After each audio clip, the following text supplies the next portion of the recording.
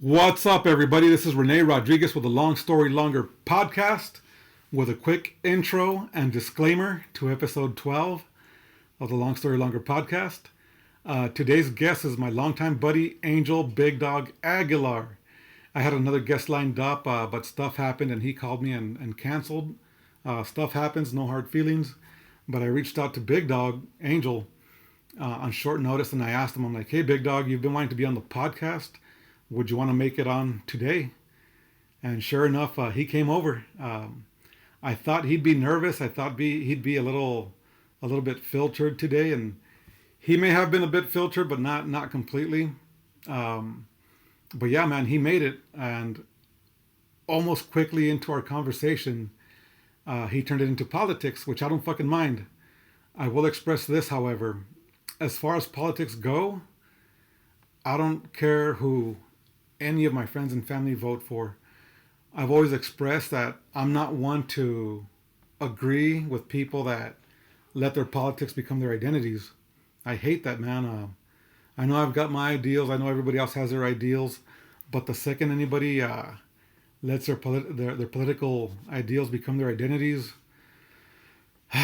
it's a hard conversation. It's a hard pass for me. So yeah, man, just keep in mind, with Angel, this is two homeboys talking shit as far as politics go. You could go ahead and fact check us, and I guarantee you we're gonna be wrong 90 to 100% of the time. So this is not to be taken serious. It's all in good fun. We do share our laughs. We talk about how Angel's a Republican, and about how I was a lifelong Democrat, registered Democrat.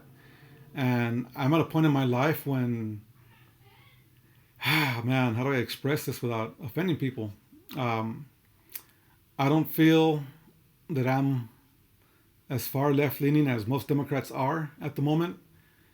And I'm also not a Republican. So once I do my research, I don't know if it's too late to do so or not, but I'm going to register as an independent.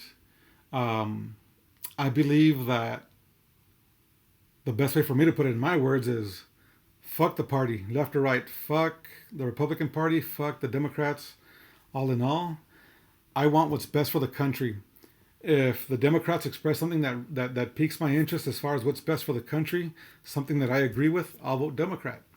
If the Republicans do something that's similar to what I just said about the Democrats, if the Republicans have a better ideal as to what I think the country needs at the moment, I'm going to vote Republican.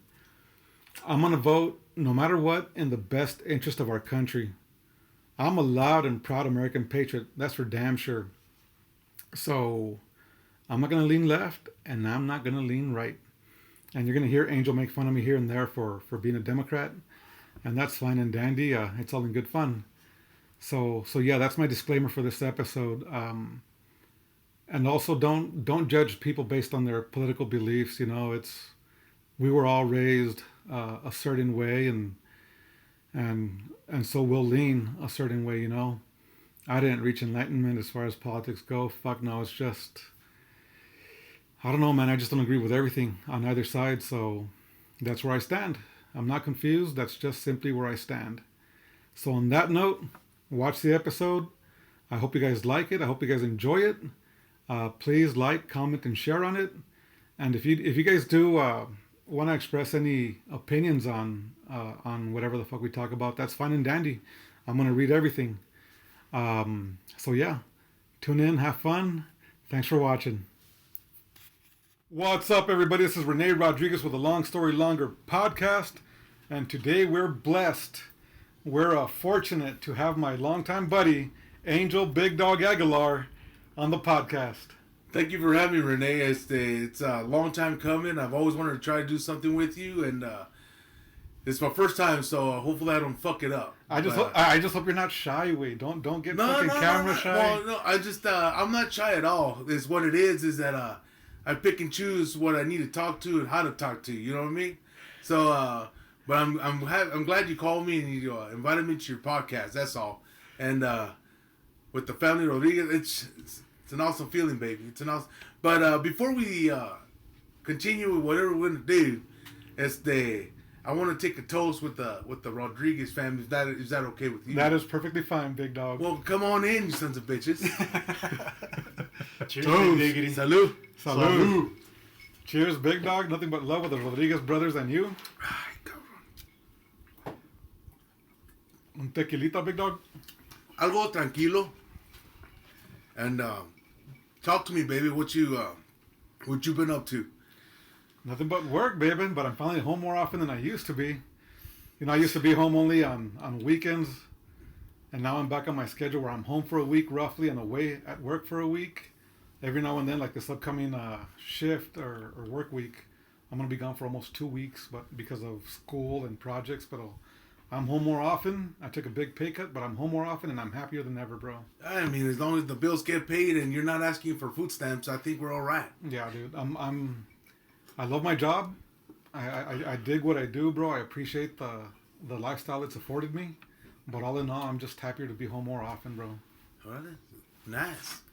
Hey, too, Big Dog, you've been with your job for over 18 years now? I've been there for a while, and it's rewarding. It's like I said, it's giving me what I can eat, steak and eggs every now and then now. But I've been there for a while. Hopefully, I'll retire there. As long as Harris doesn't take over, then we might lose our fucking job. Pero Oh, you want to kick it off with politics right off the no. bat? You know what it is, Big Dog, is that I want to see your take, because I mean, I know you're not a confirmed Republican. I'm not. So I just want to make sure that how do you feel about the debate that came in today on Tuesday, as a matter of fact? So that debate, I'm not looking at Harris as I don't want to bid for a woman or I don't want to vote for a person of color. It's none of that bullshit, bro. All bullshit aside. First of all, hold on. You can't say color because No, but she's confused. She's confused. Okay, there you go. But everybody right now, people are fucking saying, if you don't vote for Harris, you're a bigot, or if you don't vote for Harris, you're a racist. And you're right on that. But the way I see it is she's confused because she can't decide what she wants to be. You can't pick and choose what you want to do. You know what I mean? And, right. And she's picking and choosing to whatever state she's trying to. I think I think all politics aside, the way my mind picks her up, bro. I think about my old job when I worked at Cemex. There was a lady that worked with us, bro. She was not the sharpest. She didn't know how to do the job, but she had people protecting her. She was friends with HR. So whenever she would mess up, guess who would get in trouble? Not her. You did. Everybody else around her would get in trouble. Okay. And that's kind of how I feel about Harris. Will I ever vote a woman into office? Fuck yeah, I would. But who's it going to be? Tulsi Gabbard, bro. Tulsi Gabbard is legit, bro. And she's a service lady too. She's a service lady, bro. She knows what it entails to be, to take care of a country. Mm-hmm. Harris, I think. Where do I start with that chick? Pero, to me is she's never really represented or even tried to show any kind of leadership that she would come into presidency. Coming to with the vice president, a lot of the stuff that she so-called says she never agreed to, but she signed into office, and a lot of these lawmakers that she's picked, are the ones, if I'm not mistaken, are way too liberal. Yeah. So I'm not that's not my cup of tea. I read conservative. Sometimes I may not show it sometime, but I'm a conservative kind of guy, you know what I mean? Value speaks volumes. Wait, I'm a born and raised Democrat, right? Go figure. And but the last several runs for president, I did not like Hillary Clinton, and I didn't like Trump either. What about Obama? And then for Biden, I didn't like Biden. I didn't like Trump either. And now we've got Kamala Harris. I don't like Kamala Harris either. No, let me get to it. But now it's like, oh shit, I'm looking past the bullshit way, whether it be local bullshit or in the country as a whole, way. Locally, I'm looking at the shit with immigration, bro. Okay. Look at what happened when fucking Biden came over to visit. It's all over Fit Fam. It's all over Instagram.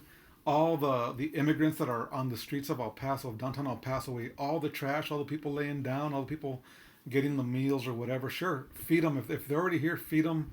Take care of them. It is what it is. But why, days before fucking Biden gets here, our fucking mayor, Oscar Leeser, orders the streets to be cleaned. And then all of a sudden, oh, no, we don't have an immigration problem in El Paso. Why the fuck clean it up before he gets here and not show the fucking mess that we have, bro? Well, the reason, and that's a real, easy question, because, one, if I'm not mistaken, and Greg Abbott put into law is any illegal immigrant that's cut here in the state of Texas is going to get charged. That's why if you notice the city of El Paso is losing a lot of federal funding because you got a bunch of illegal or, politically undocumented people taking a lot of the county space. So with that being said, there's no Fed money coming this way. Mm-hmm. And yet Greg Abbott is not the, again, your Democratic city that wants to be a liberal, Veronica Escobar can go suck a what because she's asking for them, we need to take care of these guys. We need to give them housing, food. But how do you really know what really came into the city? And yet we can't take care of our own. Exactly. So, again, there's people here that are El Pasoans. Now, I'm not even saying U.S. citizens or whatever. I'm just an El Pasoan. That the property taxes are going skyrocket. They opened 3 or 4 facilities that were abandoned to keep them there. And who's paying the tab? We are. Again, why El Paso is still Democratic? You tell me, because you're a Democrat. But to me, if it was a Republican Party, I think we would be another... I'm not going to say the big cities, because San Antonio, Austin, all of them are Democratic. But if we were just a regular Joe town, shit, even Midland, in that kind of mentality, our taxes would be lower, our economy would be thriving, and I think that's what we need. That's why, honestly, the mayor, is it DeMarco, the Republican that lost the DeMarco's a Republican. When he was into office, he had a lot of fight back from the Democrats. If I'm not mistaken, it was I call him the 10-time loser that was trying to go for presidency, and Veronica Escobar, one's trying to make it into a president, one was trying to become a, freaking judge from a Congress. Right. Pero he was getting a lot of fight, and he lost his job to Oscar Leeser. Beto O'Rourke, that loser, and him and Veronica Escobar were so BFF, and they got rid of DeMarco, which was one Republican, and El Paso, I don't know why it's Democrat. And you probably know the answer because you're one of those. So I'll clarify, I was a Democrat. You are. The shit show that we're watching now for the last several presidencies, bro, the way this is fucking all unfolding and the way we're discovering, this is, I don't know how to put it into words, but it's just, I'm looking through the bullshit now, You can't bullshit a bullshitter, it's mm-hmm. You see the obvious now. It's they're lying to us when we're seeing everything out in the open, and they're telling us it's not their way. So I don't know what I got to do, but I'm gonna register as a fucking independent here pretty soon. If it's not too late, whatever. But whatever the case, I'm not voting Democrat, bro. So going back to Tulsi Gabbard, hold that thought. Going back to Tulsi Gabbard, whenever she was trying to run for president, mm-hmm. on the Democratic side, and then on the Republicans against Trump, you had a Kasich.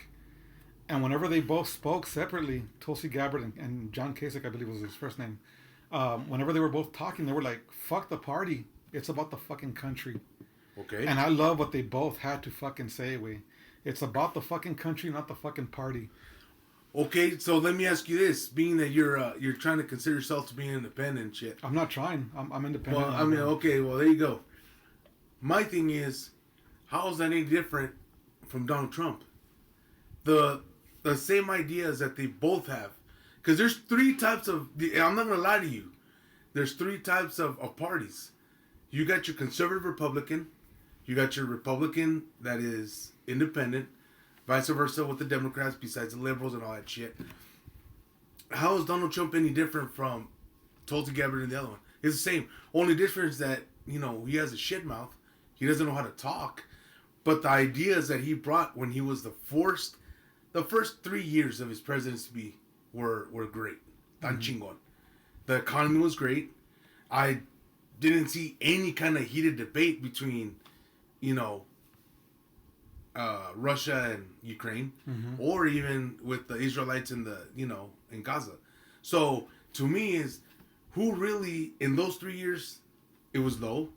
The economy was slowly, because remember he got it when it was COVID. So at the same time it was slowly coming up. But all this, you know, oh my God, Biden did it. No, he didn't. It's just it went up as soon as everything opened up. There's jobs. But then you give them free money and nobody wants to work. I would have never thought I would have seen somebody applying for a job to work at home. When back then you had to look good, feel good to go get your regular job. Again, and a Democrat won't, hey, stay home, whatever. They want you, at least in my opinion, they want you to be dependent of them. And to me, is, if you can explain this to me, then shit, you know. Pero why is it that, you know, again, in the projects, how come they can never get out of it? The family depends on that paycheck, depends on free housing, and depends on free education, which everybody deserves, but it's in terms of the government. You're not motivated to go work either if they're taking care of you. Exactly. But yet, when you come to another, I'm going to bring out Texas because it's the Lone Star State. You know, it's the best. Is, when have you ever seen the unemployment rate in Texas at a dramatic low? And not often. Exactly, because they all want to work. They all want to live that, what you would call back then was, you know, the picket fence and be a homeowner. Now, there's no such thing as that. You can't fucking afford the picket fence, let alone the house. Yeah, well, that's what, again, but apply for food stamps and fucking federal housing and you're dependent on them. And again, I'm not saying for everybody, because everybody does need help every now and then. A single mother is going to struggle, especially with kids, but there should be a time limit. And Greg Abbott did that. So Greg Abbott is instilling all this, but yet he has to have his own National Guard protecting the border that the government's supposed to take care of. Out of our own pocket. I think about the economy, bro, and I'm working in San Diego right now, for instance, and I often wonder how fucking people get by there, bro. I filled up the work truck with gas the other day, $127 way for 25 or 26 gallons, whatever it was. $127 way. How the fuck do those people get by way? You know? And you know what's weird is that's why people are leaving the state of California. The only ones that are staying there are doctors or people that, you know, are the people with Hollywood tradition. dreams. To me, it's more the tradition. Is you're talking about somebody our age that's accustomed to living that kind of lifestyle that you can't afford. But there's a reason why Florida, Texas, Arizona, and parts of, you know, Las Vegas, they're getting all the, even New York is getting a lot of the California residents. And as I was telling a lot of your friends, is might as well just go ahead and fucking come on over. I mean, the Lone Star State's the best, but you know, leave your ideologies out there. You know, we still have Texas so far, and I mean so far because we almost lost the last election. Is still conservative, and still more moral value. But even then, back in the day, a Texas Democrat was different than a fucking Democrat everywhere else in the country, bro. You know, I'm not gonna lie to you. This new one that is trying to take over, Ted Cruz, he's from Houston, and he's using his color to become the next senator. And to me, once you start bringing color into it, is that you're trying to get a certain community to come at you. When Ted Cruz, he never does that. No, but that fucker's unlikable, bro. Nobody's ever gonna like him. They're not gonna vote. If they vote him in, I'll be surprised. But you know, and to me, Ted Cruz, yes, he did when the half of the state went down, the electricity went out on the grid. He was in Cancun, Mexico, with the family, and but you know, people. I mean, nobody's perfect. If that was it, then I have my own ESPN show. But it just doesn't work that way, And he acknowledged his mistake, and he came back, and until the grid got better. But I mean, you're talking about an icon that's been there for. Some people say, a certain amount of time he's gonna get lazy, or he's gonna, just milk in the system for the paycheck. And Ted Cruz hasn't done that. To me, he's trying to keep the conservative value. It just depends if the older generation, like ourselves, or even older, are going to keep him in office and keep the state of Texas as a red. I hope this election year, Arizona's going to turn red again. Again, Donald Trump isn't perfect, but the policies and the 3.5 years that he was there, I mean, you can't blame January 6th on him. I mean, he's not a freaking mastermind either. I mean, the influence that he had on this country was, the economy was great, the border was shut down, the freaking, the law enforcement the killings weren't happening until the whole race baiting thing came from Sleepy Joe Biden, and it's unfortunate, and... Well, that's like, once you bring gender or race into the mix, that's like a shame on you for not voting for me based on this or that, blah blah blah blah blah. Because nowadays it's like if I'm like me, I consider myself American. I don't, ay, que arriba mi... No, I don't do the whole Viva Mexico shit.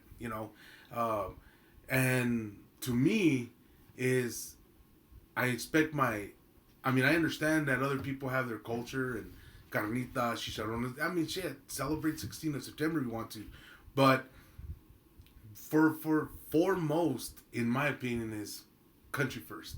So if you can do that and use your culture as is the way you want to, which is whatever, it's a free country, and still support the United States of America with its values and what it means to have, low economy, low taxes. The middle class is never gonna be like I consider myself. I'm not a middle class, but at the same time, I don't expect a handout from the Democratic Party, because if I do, then guess what? I'm gonna owe them, and you're gonna owe them not in votes. I'm sorry, it's in votes. It's not gonna cause you got a stimulus check for $5,000. Well, the next 4 years I'm gonna vote for Biden again. You gotta pay it forward, big dog. Exactly. So why would I want to do that shit when you're like, that money my kid's gonna pay it because the debt deficit just went up again. So Trump gave you the first stimulus check, correct? Right. How much was it? I don't recall. $600. Okay, what was for the $600 for? For groceries and that's it. Essentials. Because at the same time, he didn't shut down the working. Exactly. So you got to work, but here's another. If you got the COVID, this $600 is going to cover you for the house. Once he left, Sleepy Joe wanted to give you $1,200 for the next 6 months. So if you lost your job, you still got a job security. Just think about all the restaurants that closed, all the mom and pop restaurants that closed during COVID week. So now going back to the debate, you've got Kamala saying, "Oh no, we want this to be a business driven economy that thrives, and we're gonna offer everybody 50,000 or whatever the fuck the dollar amount was. They're gonna offer all these people money to start their businesses and fucking thrive." I'm like, well, the only reason they fucking shut down was because of everything that was closed during COVID. Exactly.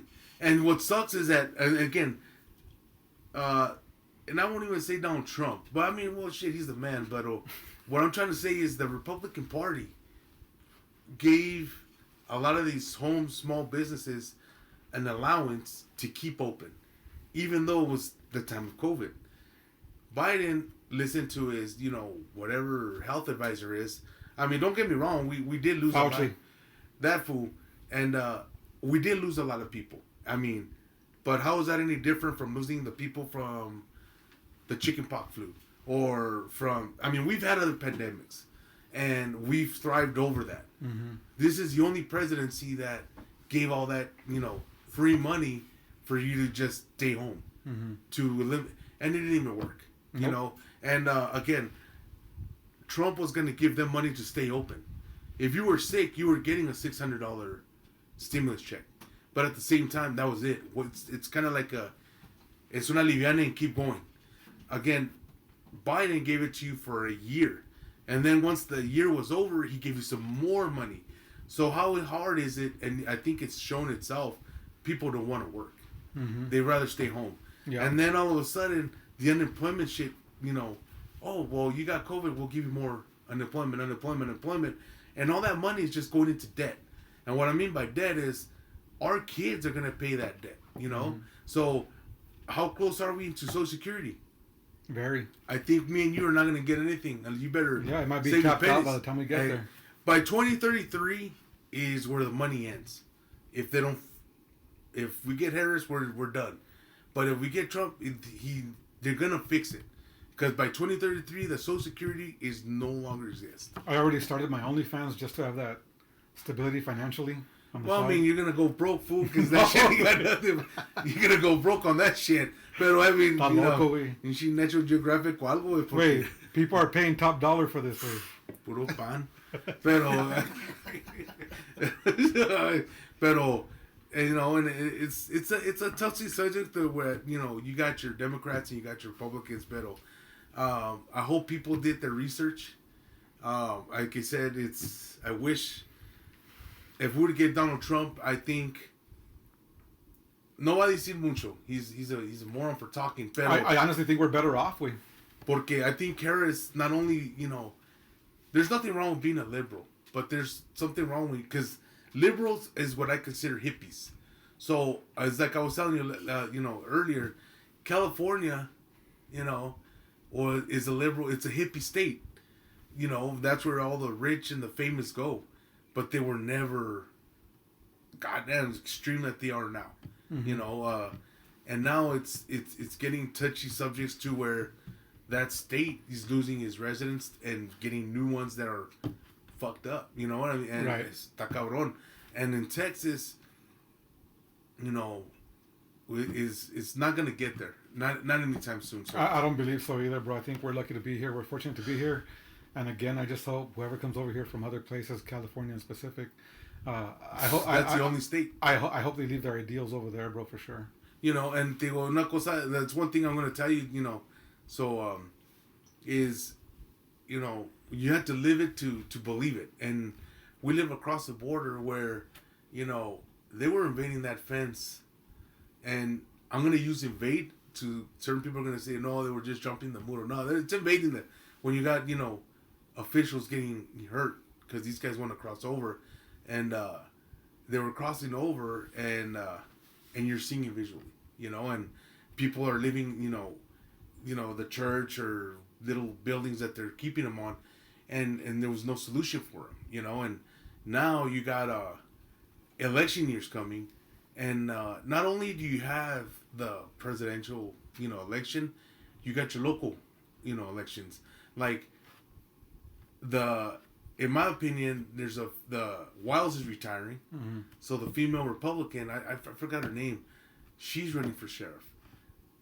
Why can't she get it? 'Cause obviously, we're a Democratic city. But that lady was a retired CIA sheriff in Terrell, Texas. So she knows how to, again, doesn't have the ideals of Wiles, pero she's just a conservative, and then you have what's this, Veronica Escobar, and you have a bunch of Democrats that are gonna step out or be in an election to be reelected. So what do you want to do? And if the El Paso was to give the Republicans a little shot of just being red, you're gonna get a lot of negative feedback, because the Republican Party is gonna give you gotta work to earn whatever you're gonna get. The stadium they want to get, everything that they want to build here, we're gonna get taxed for it. Property taxes are already as high as it is. They want to build a stadium. Oh, well, it's a $30 million project, so we're going to have to pick up another extra $30, $40 on people's property taxes. Mm-hmm. The hockey, what is the Rhinos or algo así, they already picked, that's the one that we got for the next 26 years. It's $30 to your property taxes. You got you got people here saying, well, Paso needs to grow, or Paso needs to grow. We can't just, pause it and be old-fashioned. But at the same time, is El Paso supposed to be a city with glitz and glamour?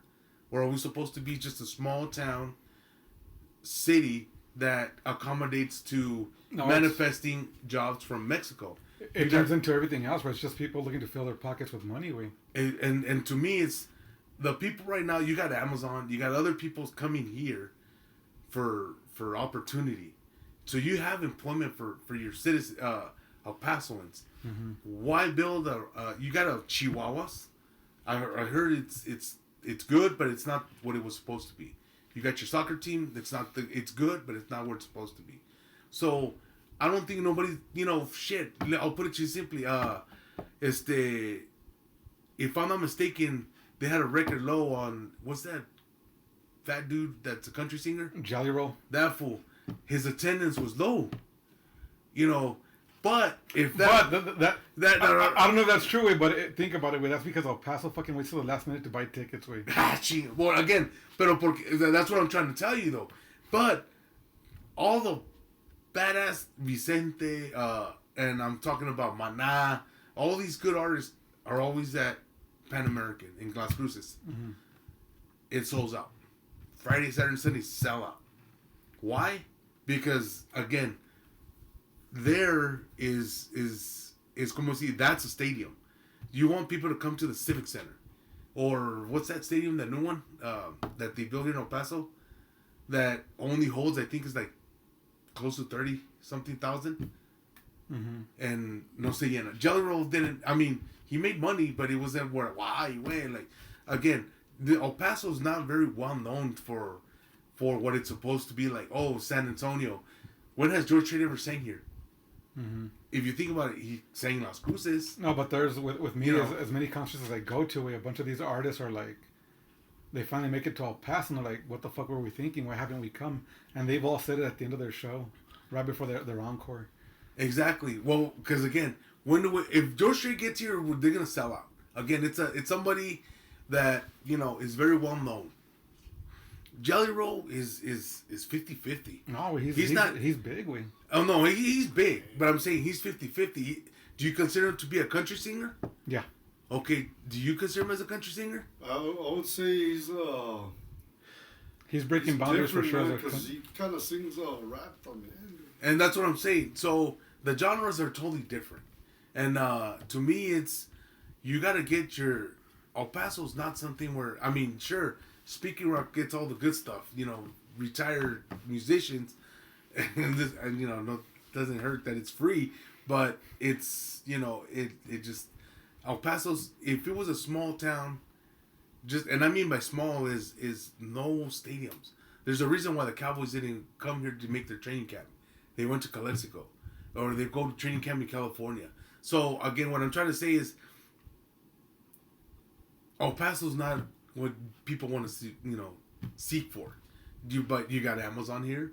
You have, I think it's you got another big old Pepsi building here in the east side. So it's growing, but it's not, what they're trying to charge your taxes for. Yeah. Está cabrón. Yeah, not yet.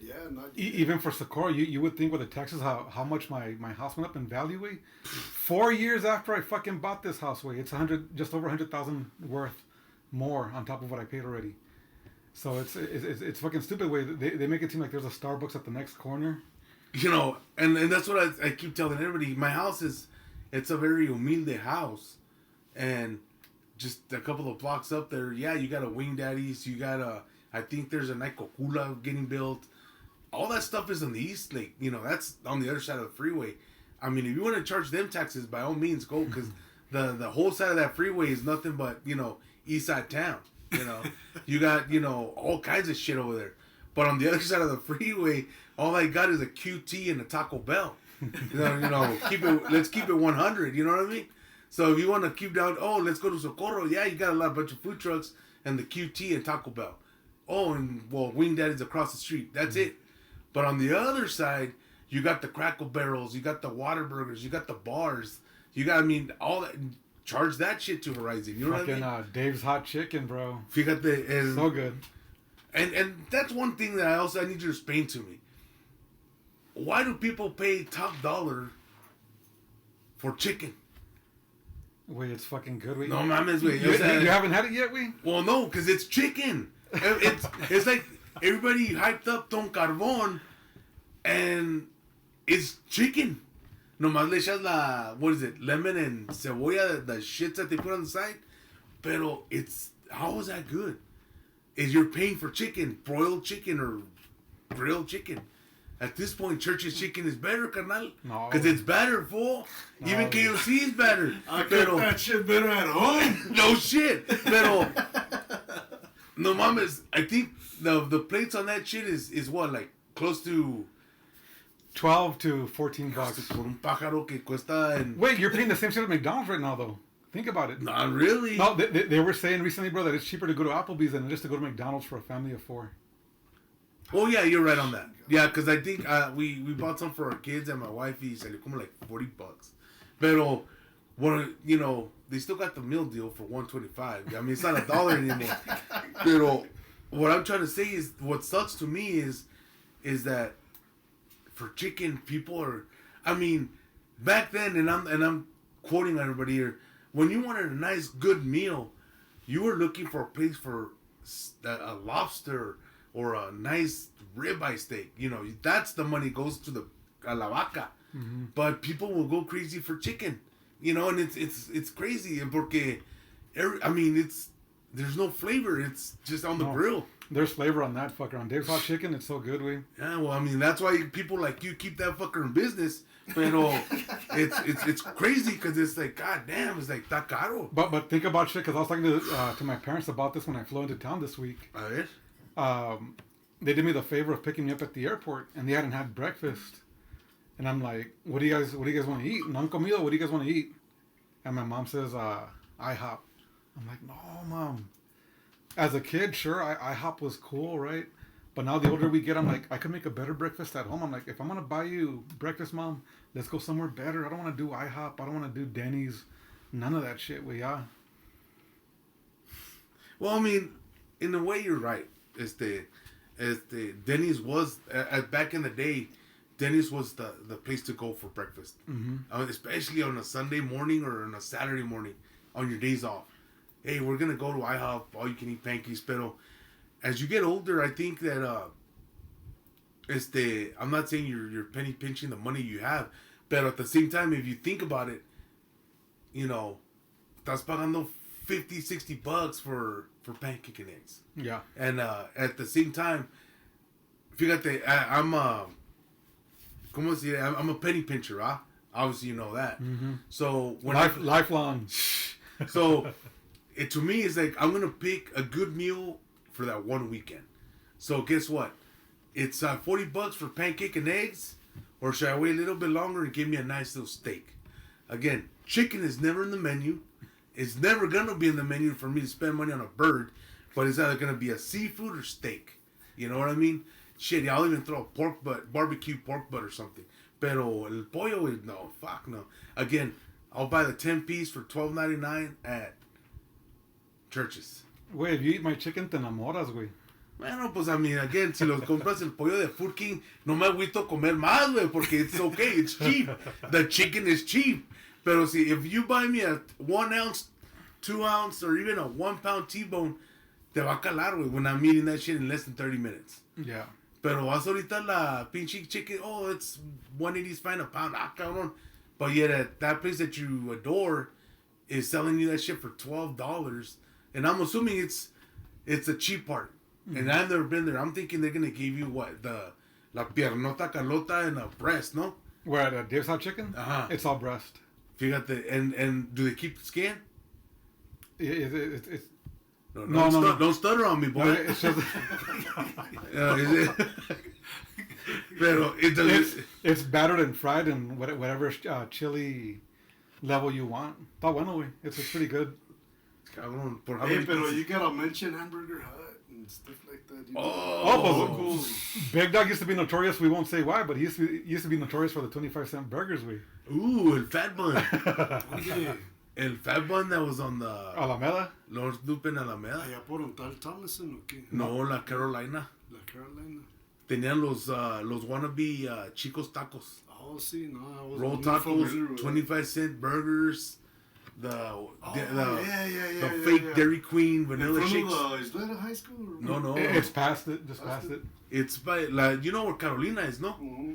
The projects that are right there, Mm-hmm. right across it on the Tala gas station. Well, see, I never got to go. It's all generic. It's like anything else. That place had 25-cent burgers. It had the roll Chico's tacos, but at an affordable price. It had the vanilla shakes from Dairy Queen, the generic version. Pero, I mean, it's affordable, baby. ¿Eran frozen flautas o qué? Pues no sé qué, yo creo que eran las flautas de Juárez porque the tomato sauce was nasty. Pero a lot of them would go for the burgers and the fries. Oh, sí. Yeah, well, That was a cheap date, Big Dog. that's 25 cents, Big Dog shit. Pero, again, it just depends on you know, again, affordability. I mean, Hamburger Hut was the place to go when you were drunk. And that was after the bars. Pero the food is good. Even to this day, the food La milanesa. The hamburger steak was No, es good que too. ahorita some of the hamburger huts, Jaime's hut. El que está en la Carolina, ¿no? I know there's one over there in, ¿dónde está? Alameda, there's one in Zeta. Sí, se me hace que ese es Jaime's hut, no me acuerdo.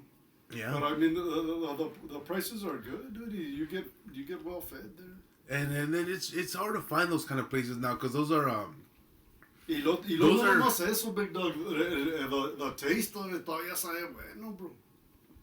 es que usan manteca, Pues, ese and es now el it's pinche more of show. oils. You know, if you go again, thank you. I'm glad I got a hoorah. Pero, if you go up East Lake, Big Dog, I'm not gonna lie to you. Te vas al East Lake, and there's more chicken than steak now. Right or wrong? Pues es que como pegó el Chick-fil-A, güey, a todos, they got on the bandwagon, that's probably why, no? No, I don't know. Pero porque again, why are you paying $12 for chicken? Because of the I economy understand way. that shit. The economy way. Well, the economy. Well, you better go Church's Chicken. We can't afford steak anymore, way. Well, no, I understand that, but again, Thank you, Sleepy Joe. fucking cocks. Pero again, my thing is I don't know. Es que no yo. Fíjate, my wife tells me, what are we gonna eat, gordito? Y le digo, what is there to eat? You know, carnita o qué rollo? And she's like, well, the beef, whether it be tacos, even the food trucks are overpriced, brother. God damn, that pisses me off too, way. Pero las gorditas en un kermés was how much at one point? They used to be about $5 or $6. Okay, you get tres gorditas and a Coca-Cola for another 50 cents at $1. Okay, now I've gone to 3 kermeses, that's San Lorenzo, and then I'm going to the one that I attend, which is La Purísima, in a couple of weeks. And the gorditas, the quality's not there no more. They're nasty. Pero you're looking at $8 to $9. So you're basically paying like two something per gordita, and no rellenen. Now I'm like, what the fuck am I buying this shit for? But again, you're buying 4. So it's me, my wife, and my 2 daughters. So I did la math with them, like, ay, wey, pinche, like, they're fucking banking. But it's for a great cause, Big Dog. No, I understand. It's for the church. Of course, it's for the church. But at the same time, it's like, Que no se claven los se quieren hacer ricos contra uno, güey. And that's why, again, it's so weird. And then La Purísima in Socorro is the only one that doesn't allow vendors. It's San Lorenzo has a bunch of vendors. The one in St. Peter and Paul has a pretty good amount of vendors. Wait, St. Peter and Paul, the last time I went to Kermesse, it's been a while, it's been years, way. But speaking of gorditas, one of the last times I went there, I shit you not, with the gorditas were a little bit bigger than Oreos, way. For how much? Probably $7, maybe, I don't know. That shit. And look at the quality has gone down. And I think honestly the people's fault is the whose fault it is we are, because we're paying for it. No, te lo juro. no más eso, Big Dog. Es que guacha, ya es otra generation, dude. Pues sí, pero that's what I'm Que trying to está say. haciendo las gorditas ya, dude. Yeah, but no, what I'm So trying it to ain't say the is, same as grandma's freaking cooking. No, hell no, it ain't. It's not Pero- our tias making the food for the church anymore. but my thing is the people that are at fault for it is us, because you pay for it. I'm assuming you pay for it. We pay for it and then we go home and complain about it. Exactly. Instead of saying, you know what, is this the quality you're gonna give from now on, so I can eat before I get to your kermes? I'd rather give a donation to the church. I'll give you $20 than give you $40 for an Oreo cookie that I know I'm gonna have to go to Whataburger on the way home and eat again. So it's the people's fault is ours, because I would, if they wouldn't have sold, they would have fixed that, and La Purísima, we threw a little grievance about the pricing. Their response is la carne molida está cara, Position papa. So no, and to me it's not even the feeling way. It's to me, at least in my opinion, when you would get the gordita, it was the lettuce, tomato, and the cheese, right? But the actual gordita, the corn, the maíz, was the flavorful part. I don't think I've ever, and I'm talking about when I was in middle school and high school, I don't think every gordita that we ate from the kermes was full of carne. I don't think it was more, era la masa that was the shit. Yeah. Now it's not even that, and it's our fault because you guys are eating it. You guys are buying for it. The only thing that I like about going to the kermes is the cakewalk, because I always win. Siempre gano como 3 kekis, güey. Pero other than that, anyway, pero again, it just depends on, it's our fault, and unfortunately you guys, are to blame for that shit. And that's why the chicken place over there is thriving too. Can you honestly, have you gone to any food truck? Yeah. And they're all, what, $12, $15 for 3 tacos. And they use the Mexican tortillas, which is small as shit, and very, again, it's your guys' fault.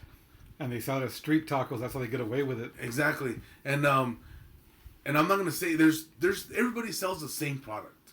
Everybody sells the same gorditas, the same tripitas, the buche, whatever, lengua.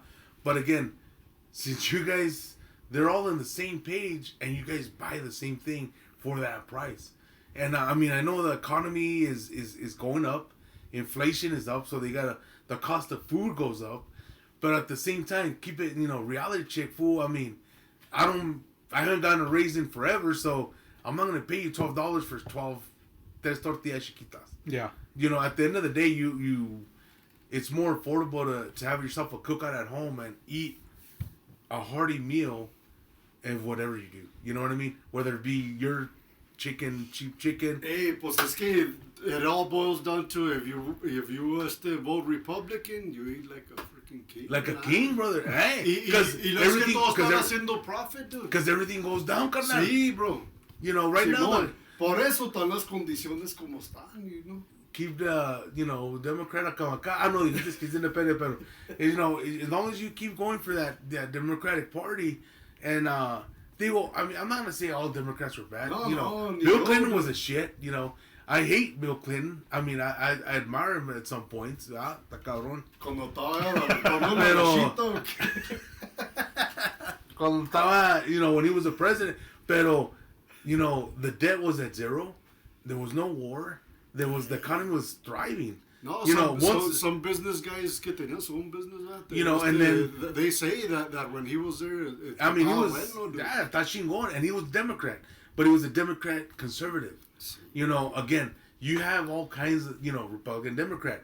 My thing is that when Bush came in, again, I'm a Republican all the way, and when Bush came in, I can honestly say he fucked it up, because you had a zero deficit.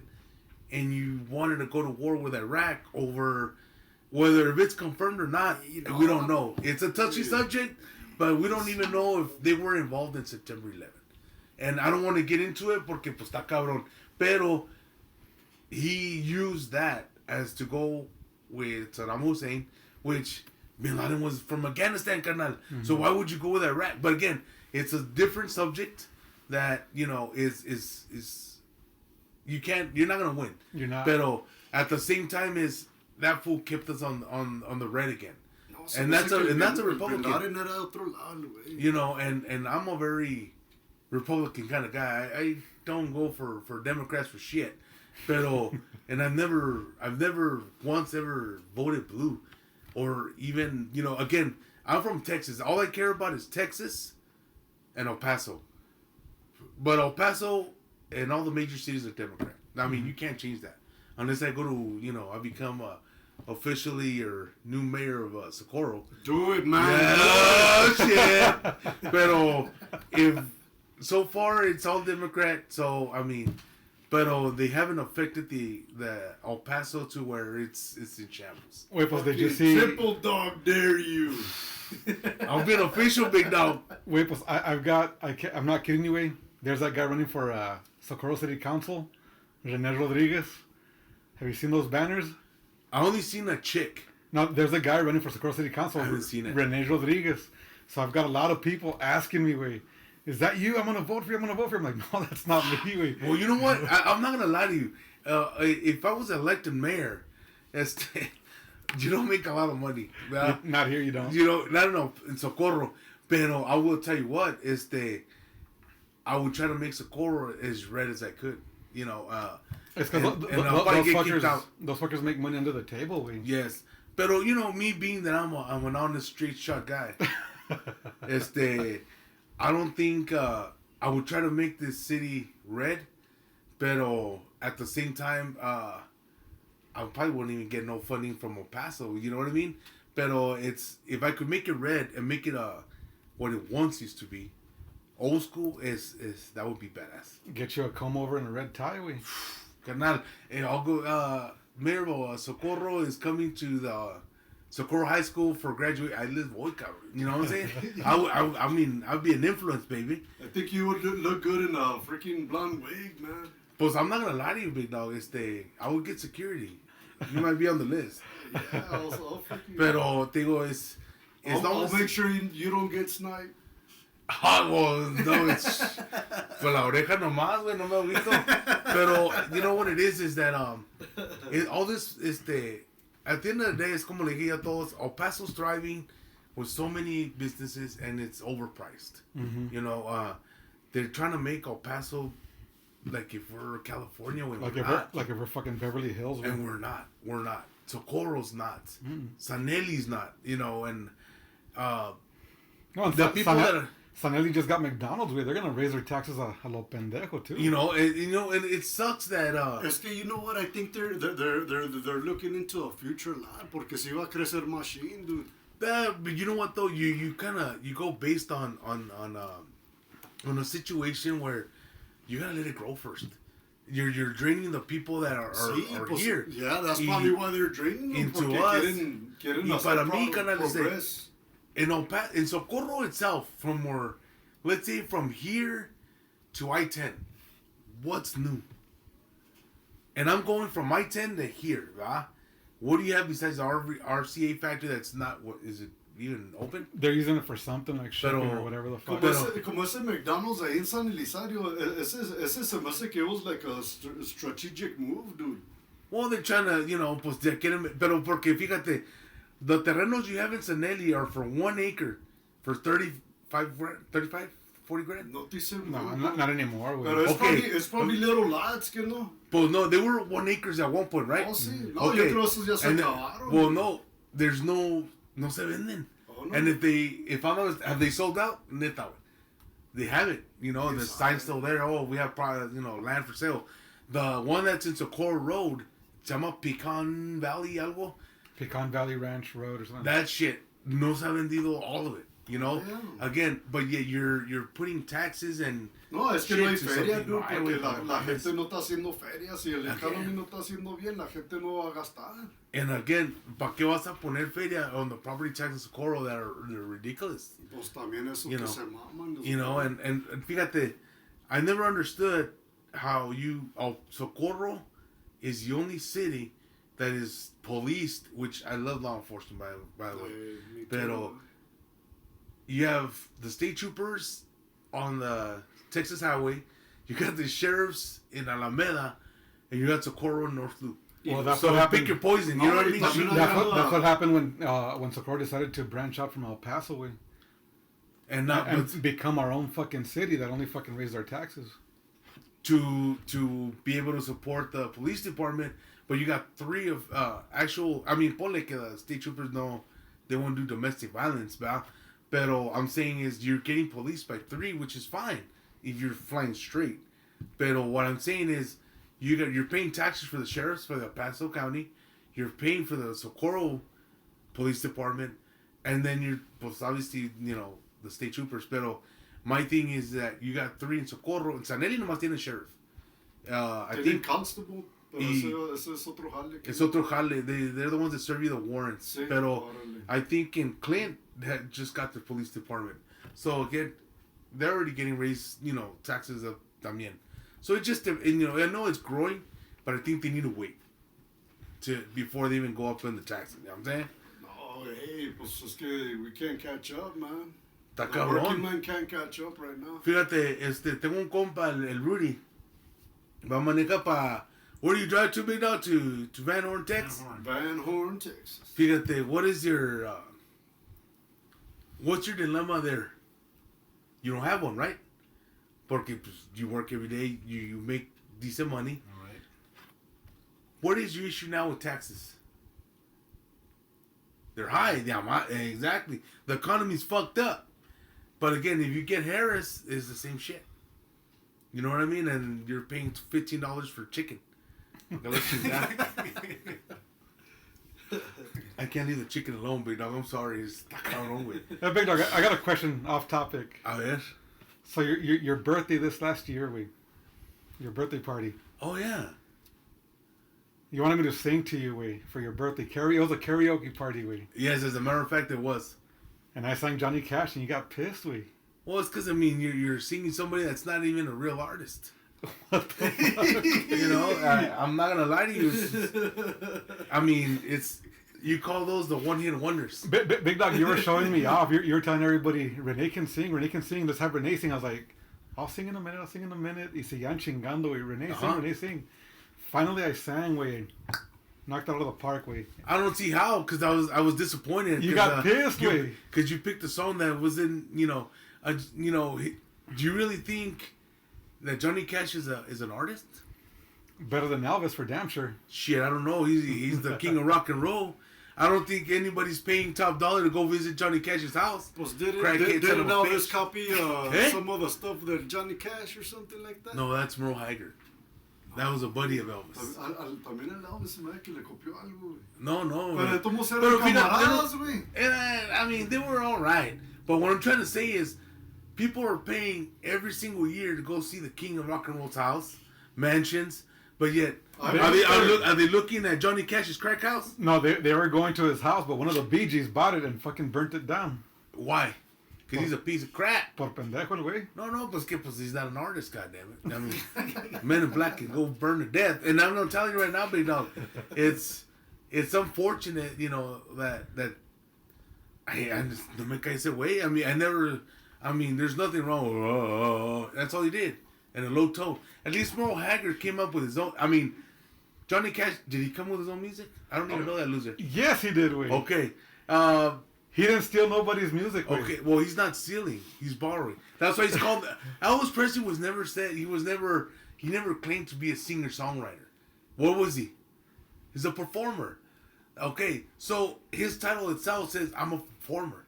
He sang half of the music from, ¿cómo se llama esta ruca? Tina Turner. A lot of these Barry Manilow music. He sang all that because he's a performer. He never said, I'm a Jim Croce, which I think he's even more better than this fool. Singer-songwriter. As a singer-songwriter. And Johnny Cash was never, wow. Richie Valens sounds better than that fool. You're full of shit, güey. Again, la chingada. Well, I don't see how. But again, the one that's, making the money and still dead for so many years. Because back Johnny then... Cash died. When did Johnny Cash die?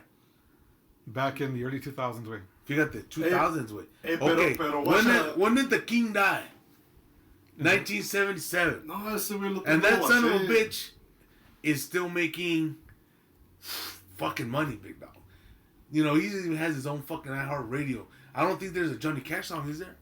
Shit, and he's been going for 40 some odd years as the king with, money wise. Shit, Priscilla and the daughter before she passed away, Lisa. Pero they're making money off their father. Johnny Cash's daughter and the son are you know, Now they're making money too. they're making a little bit of the inheritance. That's about it. They're living by the name.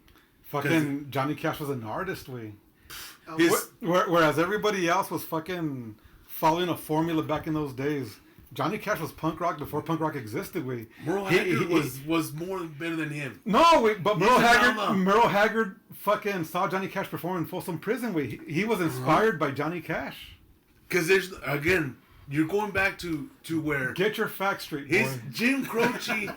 you know who Jim Croce is, right? I know who Jim Croce is. Okay. Yeah. Do you know that other guy? Stop, Big Dog. Talk to me, Big Dog. Let me see this sound bitch.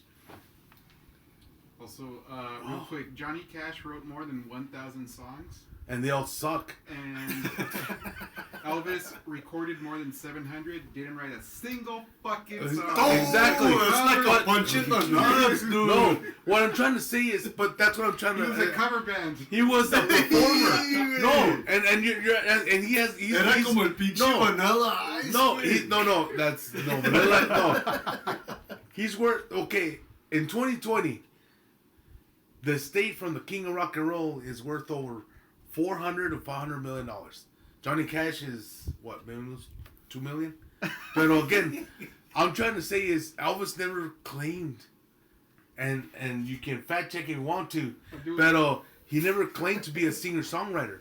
And the matter of fact, Elvis said, "I look forward to Little Richard, all this music, shit." He even sang Righteous Brothers, Unchained Melody. Again, it's a performer, and he's the king of rock and roll when Outlaw was there. So who sang or performed "You Were Always on My Mind" better, in your opinion? I would have to say the king. Fuck Willie no. Nelson, Willie Nelson. No, Way. Willie Nelson sang it, and it was just with a guitar. Again, it depends on. See, to me, you're like a hippie. You're more into. You're from California. This fool, no, he's more into people that sing with just a guitar. Okay, the king was never like that. The king is more about razzle dazzle and lights, and I'm gonna give you a show that you're never gonna fucking forget. Again, and the music, there's number ones, right? Elvis Presley had how many number ones? And again, I'm not going by who wrote it or whatever. Number ones, Elvis Presley had more than Johnny Cash. At the time of death, when Elvis died, he was worth $5 million. When Johnny Cash died, he was worth $60 million. That's what happens when you write your own songs. But then no. But see, this is where I get in the big That's with you guys. $55 million difference. No, but it's because this is where I'm trying to get with you guys. Money talks, Big Dog. No, what I'm trying to Follow the money, buddy. No, what I'm trying to say is I'm not gonna lie to you guys. Again, he was cheated out of us. Johnny Cash died at what, 90? Just about. Okay, that cocksucker died at 90. So that guy made songs through his whole career. You feel me? Elvis died at 42. So he didn't get like fucking George Strait or this loser. So being that Elvis making me some music. So being that Elvis is a performer. Now imagine Elvis was at 90 years old. Hold that thought. Let's say Elvis made it to 1999 as a performer. Ooh, you're talking about an icon. He's gonna cover fucking "Oops, I Did It Again" by Britney Spears. Okay, let me ask you this.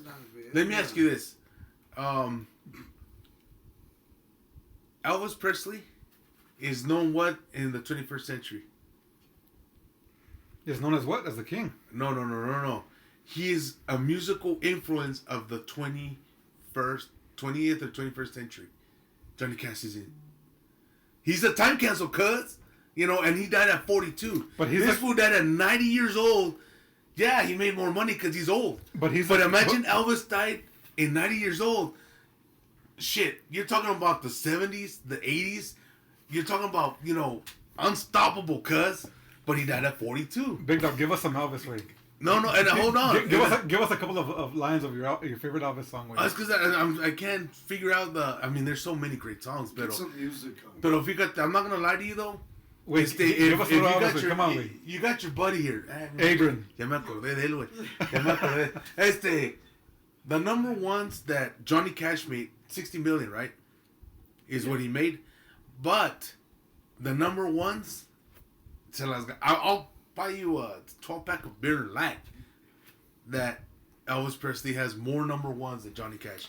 And that's at 90 years old. See, as a Republican way, you should be more into Johnny Cash way. Why? Because he was the unsung hero for the hard blue-collar worker way. That was Willie Nelson. I'm sorry, Big Dog, you fucked up. Sorry, cuz. He was for the farm worker and for the fucking... Johnny Cash way, for the outlaws, for the workers, Rudy, for the can you blue-collar help people. me out here, Rudy, please? Because I know you're... And I'm going to tell you something. The number ones are... At 42 years old that he passed away, Elvis has more than the 90-year-old fucking Men in Black cocksucker. Yeah, I'm sorry. Again. And this is, facts, baby. I'm not being... Oh, bitch, you, I'm on. No, I'm doing it. Talk to me, baby. Here's the fact, Big Dog. I better talk to me. Read him out. Okay. Elvis had 149 songs to appear in the Billboard's 100. Calm down, baby. In the chart. Out of these, 114 were top 40, 40 were the top 10, and 18 were number 1. And Johnny Cash had 14. What a loser. Again, a 42-year-old man that passed away beat your 99-year-old or 90-year-old fucking grandpa. Hey, Again, it's quality over quantity, cuz. Pegaron al pic también, dude. No, pues I don't know. Ese güey se murió en los 90. I guess he never had a peak. Again, Always. Elvis died at 42, Big Dog. Believe it or not, way. What was his peak? No, he peaked when he was younger, and then before he died, he peaked again. Way he peaked twice Well, in life. apparently 14 times only. But again, the king beat his ass. He died at 42, and Elvis's peak. He had several is- albums with Rick Rubin, way, his American Recordings, way, Uh-huh. and all those albums were number ones, way. How old was he? He was in his 80s, 90s, way. Exactly, he's old. I mean, if I'm an upcoming wannabe country singer, and I tell, hey, Johnny, would you like, I got a Nikon team. Of course they're going to let that old man sing with me. Again, you're talking about a 42-year-old man that was adored, beloved by the people. Shit, even Nixon gave him a fucking badge. Has Johnny Cash ever sent to the president? I mean, get a law enforcement badge from the president of the United States? Johnny Cash shunned Nixon, way. He tried to do that shit with Johnny Cash, and he was like, fuck you, dude. Yeah, because he's again. Toma, puto. Why? Huh? Why? He didn't like Nixon. Why? Again, you don't know that. No, yeah, there's a documentary on that. I just can't Nixon remember. era Democrat o qué chingados? Republican. He was Republican. Again, Por eso we thought en- era una verga canonzilla, güey. No, he was in the, but what I'm trying to say is, the king beat your 90-year-old man, and Elvis's peak was as an older performer. At a young age, Jailhouse Rock was alright, but the younger rockabilly, rock and roll for Elvis was not until he hit maturity. Where you're talking about Las Vegas, Madison Square Garden, and he beat your person that outlived his ass, and he's still fucking a loser. I'm sorry, Big Dog. Even Merle Haggard has more records than this fool. I mean, it's facts. I mean, I know. Hey, you can. My favorite is Anne Murray, as well. I remember that. And Anne Murray is not even part of top 10, music in the charts. I think it's only Danny's song, which is my favorite. Híjole, ¿cómo se llama la otra? And there's 2 or 3 that I love from Anne Murray, and she's not even in the top 10. It's Tanya Tucker, Reba McEntire, Trisha Yearwood. But what I'm trying to say is when you bring the debate of that fool in black, I mean, he look good in tuxedos, but that's about it, cuz. I mean, who gives a shit about fools in prison, instead of Kentucky Rain, cuz. But again, it just depends on your situation. Well, the money don't lie, way, in the end. Yeah, well, you can go visit the mansion. It's still alive and kicking. And the airplane, Lisa Marie, Hey, ya lo vendió la verga, güey. No, estaba ahí. Yo fui Legit. ahí, güey. I went 30 years ago. I went there a couple of years back to the Presley estate. Sí, yeah. Y lo watché and, But bro. it looks trashy, dude. Boss, I mean, it's 1977. The technology wasn't back. Yeah, I think his was an RCA 8-tracks with Y tapes. ahorita está peor, güey, because it's like in a freaking ghetto, dude. Well, no, I mean, back then Memphis Boulevard wasn't what it is. Guacha Socorro, güey, we would have thought that shit was gonna turn this way. But again, Ahorita ya no están cobrando taxes como ese güey. Que no, No mames. I mean, está un pinche liquor store enfrente de la casa de ese güey, pero back then that was just nothing but luxury, Big Dog. I mean, you're talking about, what, 40-some odd years, pero you go to Johnny Cash's house, I think he lived in a small house, no? It was a house in the woods. It was a nice big ass house. Some Way. fucking rock scary shit. It was a badass house, but again, the fucking BG burnt it down to a crisp. I'm glad he did. You know, there's no history there. I mean, Oh, fuck yeah, there is. There's the one history, and you know what's weird? And again, I'm not a Johnny Cash fan, so I'm guessing here. June didn't live there, right? They lived together, we. In that fucking house. Okay. The only artist there, and cut my head off if you want to, was June. She had really good music. She had more hell of a run when she was a country singer. See or no? Keep it real. Keep it real, way. Name a June Carter song, we. I don't. And the only reason I know is because I saw it on AXT, that music station. Okay. And Well, since you got to think, she was a star since she was a kid, we. I mean, she's the best. I mean, No, and no, unfortunately, she downgraded, pero Toma, pero June Carter, she had a voice from a young to an older age, and unfortunately, I mean, he se columpió él, pero I mean, whether the love is true or that, I mean, I'll give him that. The love was genuine, but June Carter was. I mean, if they were both still alive, she'd be paying the bills. Not that fool. How old was Priscilla when Elvis hooked up with her, we? I mean, well, those days are different, you know. And You still can't you're trying to throw. Ya 12 años. I'm telling you right now, but you know, these comments and these questions are from a fucking Democrat. You know, they're losing the battle and they're going down the low blow shit. You know what I mean? That's a Democrat way. Independent my ass. Pero different. Those times were different. And when you get permission from the father, and the father okays it, there's nothing wrong with it. I mean, again, in 2024, is that the right thing to do? Of course not. Pero when you ask, he's a serviceman. As a matter of fact, did Johnny Cash serve the country? Air Force. Okay, how long? I do not recall, but he was in the Air Force. Okay, Elvis did too, right? Mm-hmm. Okay, U.S. Army, I think. I think he did. I think he was a staff sergeant when he retired. You're gonna try to pull that one on Johnny Cash. Johnny Cash This is didn't a serve. fucking hit. Sí, ves, chicaste ahí, güey. Pero, because I don't know that loser. I don't follow that son of a bitch. Pero what I'm trying to say is, he was in the Air Force way. and he asked his superior officer, "Could I date your daughter?"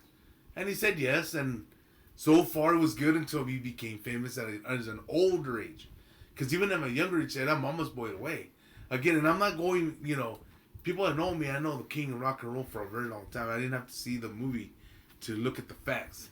But what I'm trying to say is that it's that cabrón, you know, and well, as long as it's agreed to, you're good, you know. And Johnny Cash, I mean, the pill popper, you're talking shit about my king. Fucking Jerry Lee Lewis and Elvis got him on pills, way. No, he did. Oh. That's his fault for being a fucking follower. But it was Jerry Lee Lewis and Elvis that got him on pills, way. And what was the purpose of the pill? To fucking relax. For what? To perform. Exactly. It's not my fault this was a weakling that he took it for addiction. I mean, shit. Elvis never got addicted to it. Neither did Jerry Lee Lewis. Bullshit. They didn't get addicted to it. All they did was they can't sleep because they were performing a lot. But they didn't owe a fucking pill popper. And, you know, became an addiction to that poor loser. But, I mean, he lived to be 90. I mean, if I got the king to that age, I would have been fortunate enough to go see him in a concert. Mm-hmm. But, you know, until the day I'm 80 years old, I know that mansion, that jet plane, that airplane. I mean, when did Johnny Cash ever have an airplane? Oh, he didn't. He didn't have a jet plane either. He might have. Shit. Somewhere in the woods, you know, the juguete. What I'm trying to say is, Big Dog, is that you're going to get is all that shit's going to stay there till the day I'm fucking 80 years old, if I live to be 80 years old. Johnny Cash is, you know, it's going to end up being a state park soon. You have sorry taste in music and football, we. Elvis served 2 years, Johnny Cash served 4. Ándale, güey. Yeah, well, again, when Elvis, no, and you're all right, you're good there, John, pero, Hey, was Elvis a Republican or a Democrat? No, he's a Republican. Yeah, bro. Come on, Big Dog. You're talking to the man. Glory. Pero I'm gonna tell you something. Sing it, Big Dog. 4 years in the Air Force. Elvis was 2, but when he joined, he was already famous. Of course, they wanted, they would need the kings to come back outside. But then that's when the war, I think, se acabó la war. Because I think he got drafted, you know? Mm-hmm. But then again, the king... 58 to 60 was Elvis. And Johnny Cash was... 50 to 60 what? 1950 to 1960 was the term he served. Yeah. And Johnny Cash, I'm still looking for it. But... What a loser. But I mean, he's not in Wikipedia right away, then he wasn't famous, Big Dog. He's probably watching the airplanes and shit. But again, it just depends on you, and my taste is rock and roll, old-fashioned prime country, and they go, even in sports. That's why you can't leave out good old Teddy Pendergrass, way. That was your shit. Ooh, yeah. But again, that's what I'm trying to say. That's one thing is that I'm going to tell you is that's why maybe I grew up with America's team, It's the Cowboys. Self-proclaimed America's team. No, it's America's team, Big Dog. Shit, there's a reason why there's a hole in the roof in the old stadium. Pero Jerry Jones holds the Republican and work values that we have, And to this day, I think who's yours again? Maybe that's why you like chicken, wey, por los hijos, pero yeah, maybe that's why you like that shit, pero I'm just telling you right now, Big Dog, is that yeah, you like that, pero I'm just saying, you're not gonna do it, and America's team is what a Cowboy's supposed to be. Live the Lone Star State. There's a reason why the Texans don't even get recognized. How, Big Dog? I mean, shit, if our stadium's worth what at that point in time was $1 billion, and you get sold out for Canelo fights, for soccer games. That's America's team, baby. That is America's team. But you're living in the past, Big Dog. No. Hold on. You're closer to the moon landing than you are to getting a to 2024 right now. And I'm not gonna lie to you. You're absolutely right. For me to get close to me to get close to a Super Bowl is with Prescott. It's not gonna work. I was gonna say, how do you feel about 4 more years of Dak? I mean, he's an idiot. I mean, you're getting dicked by Dak. Well, no, because that piece of shit. To me, it's either Jerry Jones is delusional, or he knows that the market there's nothing. But I mean, you just paid him the most highest paying quarterback, not even Patrick. And Mahomes got you already 3 rings, or 2 or 3, but I got you some rings, and he was the highest paid quarterback. Now Prescott beat him with that shit, and he hasn't proved anything. So to me, it's like, I'm not gonna lie to you, Big Dog. I'm America's, Lone Star State. I'm a Cowboy for life. But I know for the next 4 years we ain't gonna get shit, And I like how your voice went from hood to country, way just like that. It's because once you go country, you can go back, baby. So to me, I don't see 4 years ever coming back. So I'm not gonna see a Super Bowl. Maybe a fake, fluke in a walk card, but with Prescott there, we're never gonna win. I kind of told a couple of friends of mine, actually, que with Prescott as our leader, ya estuvo, carnal. Whatever you had in talent is gonna go to shit. They're all gonna be old. CeeDee Lamb needed a good quarterback. Ferguson needed a good quarterback, and at that point, ya cuando este güey se vaya, they're going to be in their late 20s, maybe early 30s. So they're no longer effective. Pero I can't complain when your fucking Jalen Hurts sucks. I mean, he's another Vic. He can run the ball, but he can't throw for shit. He's stupid. Again, pero to you, to each its own. Pero honestly, you guys suck. We have all the right weapons. What do you mean? Besides the quarterback. We just got fucking Saquon Barkley. That's a fucking threat in itself. We've got Devontae Smith. We've got AJ Brown, Saquon fucking Barkley, and we got one of the better. We got one of the better tight ends in the league too, and Dallas Goedert. What do you? For all those components to be effective, what do you need? Jalen Hurts. Piece of shit couldn't do that shit with the. You almost lost. He almost beat the fucking Patriots. Almost ain't shit way, but whenever he went to the Super Bowl, I mean not the Patriots, the Chiefs. They went to that Super Bowl way. He had better stats way, and then they fucking lost it in the end. But what I'm trying to say, how many times has Dak got into that point way? to what? To the Super Bowl. Never, and we're never gonna see him there. But what I'm trying, and I can also admit to that. But that automatically with less seasons makes Jalen Hurts a better quarterback than Dak all in all. Well, no, stat wise, it's apparently Prescott breaks every record, but he can go to the just take another Dan Marino. And why is that? Because he's a great quarterback up until December. No, again, you might be right on that, but he's I'm not a catch fighter. I'm definitely right. There's no question but about it. But Jalen Hurts he doesn't know how to play football. He can run the ball, and what sucks is that this was supposed to be an easy win for y'all, and you almost lost it. I was like, cabrón, este güey vale verga. Again, this is my opinion to thinking you got the whole fucking. It's like having Emmitt Smith, Michael Irvin, Jay Novacek, all the crew, but then I got fucking Tony Romo as my quarterback, or some other loser, or Dak Prescott, and all your talent just went to shit. But again, you got Joe Aikman and you got your 3 Super Bowls. Again, with the same, and they will all go old at the same time. You have offensive fucking line chingon, your receivers, you're running. I mean, Saquon Barkley's a beast as long as he doesn't get hurt. Pero he's a beast. But your captain, vale Chile. That's why, he runs to the sides. He's a Vic. He can run. He's strong. He's, 260? He thrives in adversity way. Yeah, because he runs the ball. You guys, and be honest. No. I think last season was a wake-up call like, oh, fuck, if I don't get my shit together this coming season, I'm fucked. And I think with all the weapons that we have this season, we're for sure going to take the NFC East. No, fuck no. Fuck yeah, we are, dude. Man, put it on camera. This fool's losing. Pero, I'm telling you right now, you're going to be number 2. You know who's going to be number 1? And I'm not even saying he's going to be the America's team. It's not going to be the Redskins, The dude. Commanders. It's the Commanders. Nah. New York, the way I saw Jones play, no. So they're out. But it's going to be the Commanders. We're going to be, maybe 9 wins. Because I saw the schedule, and they're teams that are already built. They're not rebuilding. So we're going to lose. Pero, the only way you're going to win is if you use Jalen Hurts as your running back too. Because if he throws a ball, you're gonna fuck it up. So, tell me if I'm wrong, but I saw that Brazil game. And I shouldn't have watched it, but there was nothing else on TV because, ta cabrón. It wasn't even on TV. It was on the app. On that Peacock shit. No, what I'm trying to say is that there was nothing on TV. Because, that's the last shit I want to see.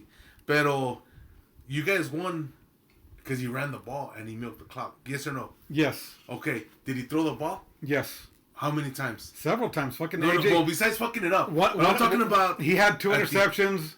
There was a fumble because of the center. Okay. Is there something wrong? Is there something wrong with 2 interceptions in the game? Can you win? When you still win, he still threw that fucking long bomb. He still threw that long bomb to AJ Brown. Okay, that's it. He fucking threw one of fucking the touchdowns to Saquon Barkley also. Saquon Barkley won that game. Keep it 100. No, well, yeah, that shit. but one of them was a Hold pass. it. One of them was a pass. That's it. So you're telling me if Saquon Barkley did not perform, Hurts would have won you the game? One of them was a pass to Keep the left way. Well, answer my question. A pass that they've been practicing. Answer my question. What's that? If Saquon Barkley did not get what he was supposed to get, you would have won. Neta. Fuck no. That's why you're stutter. Don't stutter. Saquon Barkley helped us win for sure. Exactly. That was a missing piece of the fucking exactly the chess set. Because this poor bastard can't throw. That makes us a more complete team. Okay, so you're telling. Okay, let me put it to you this way: Patrick Mahomes has a good running back. Pacheco, right? Mm-hmm. That's his. No. Pacheco's a wide receiver. Also. Exactly. You got Pacheco, Rice, Kelsey is your tight end or whatever. Hill or whatever. I can't remember the names. How do they win? How do they win? They throw the ball and they run the ball. Because you got the captain. But we're not this the only ones loser doesn't have a captain, so you got to run the ball. You got to keep that shit open and close. You're talking out of fear, Big Dog. You know we're the better team, we. No, you're not. You just want to admit it, we. I'm just better than the truth. Better than the Cowboys. You've got you've got one good wide receiver. I got 2. I got CeeDee Lamb, which is great. Ferguson is my tight end, and the running back no vale Chile. And then you got the ¿Cómo se llama este güey? The other type. You don't even know your team, güey. Pero porque it's because again, I know who they are. Pero I'm telling you is we're not gonna win. I thought honestly, I was thinking of getting rid of the season. We got the better team though than the Cowboys. No, you do, because you got. I mean, shit. You even got one of ours. No? Even our defense is balanced. Didn't you got one of ours? Tyrone Smith, no? No, I don't remember. Maybe. But anyways, you got one of ours. I think you did. Pero again, you guys have a complete team without a quarterback. We don't have a fucking. Apparently, we have something going, but we don't have a quarterback. Only difference is I gave up on the season. I was like, I'll work at the house or something, and let the season go, because this was gone. Now you have options for quarterbacks, and then this loser brings in and says you got a $240 million fucking deal. So you're fucked. To me, that's like Jerry Jones not wanting to see another Super Bowl in his lifetime. That's all that tells me. I'm thinking that honestly, it's like he knows people are trying to get rid of him, and he's trying to go the opposite. Here's where he's playing smart. Is like who's going to replace him? Who's going to be a good quarterback to replace Dak Prescott? There's a slim pickings right now, bro. You got to take a chance on. You got Kirk Cousins that was on the market. Again, Kirk Cousins is way better than Prescott. Okay, you got Manny, güey. Pinche Manolo. Pues again, he's Captain Kirk. I'll agree with that. He's Captain Kirk. That guy has a better. I think he took the Minnesota Vikings to an NFC Championship. Mm-hmm. And again, Prescott never done that. Tony Romo took you to NFC Championship in his whole freaking career, and he got rich off of that.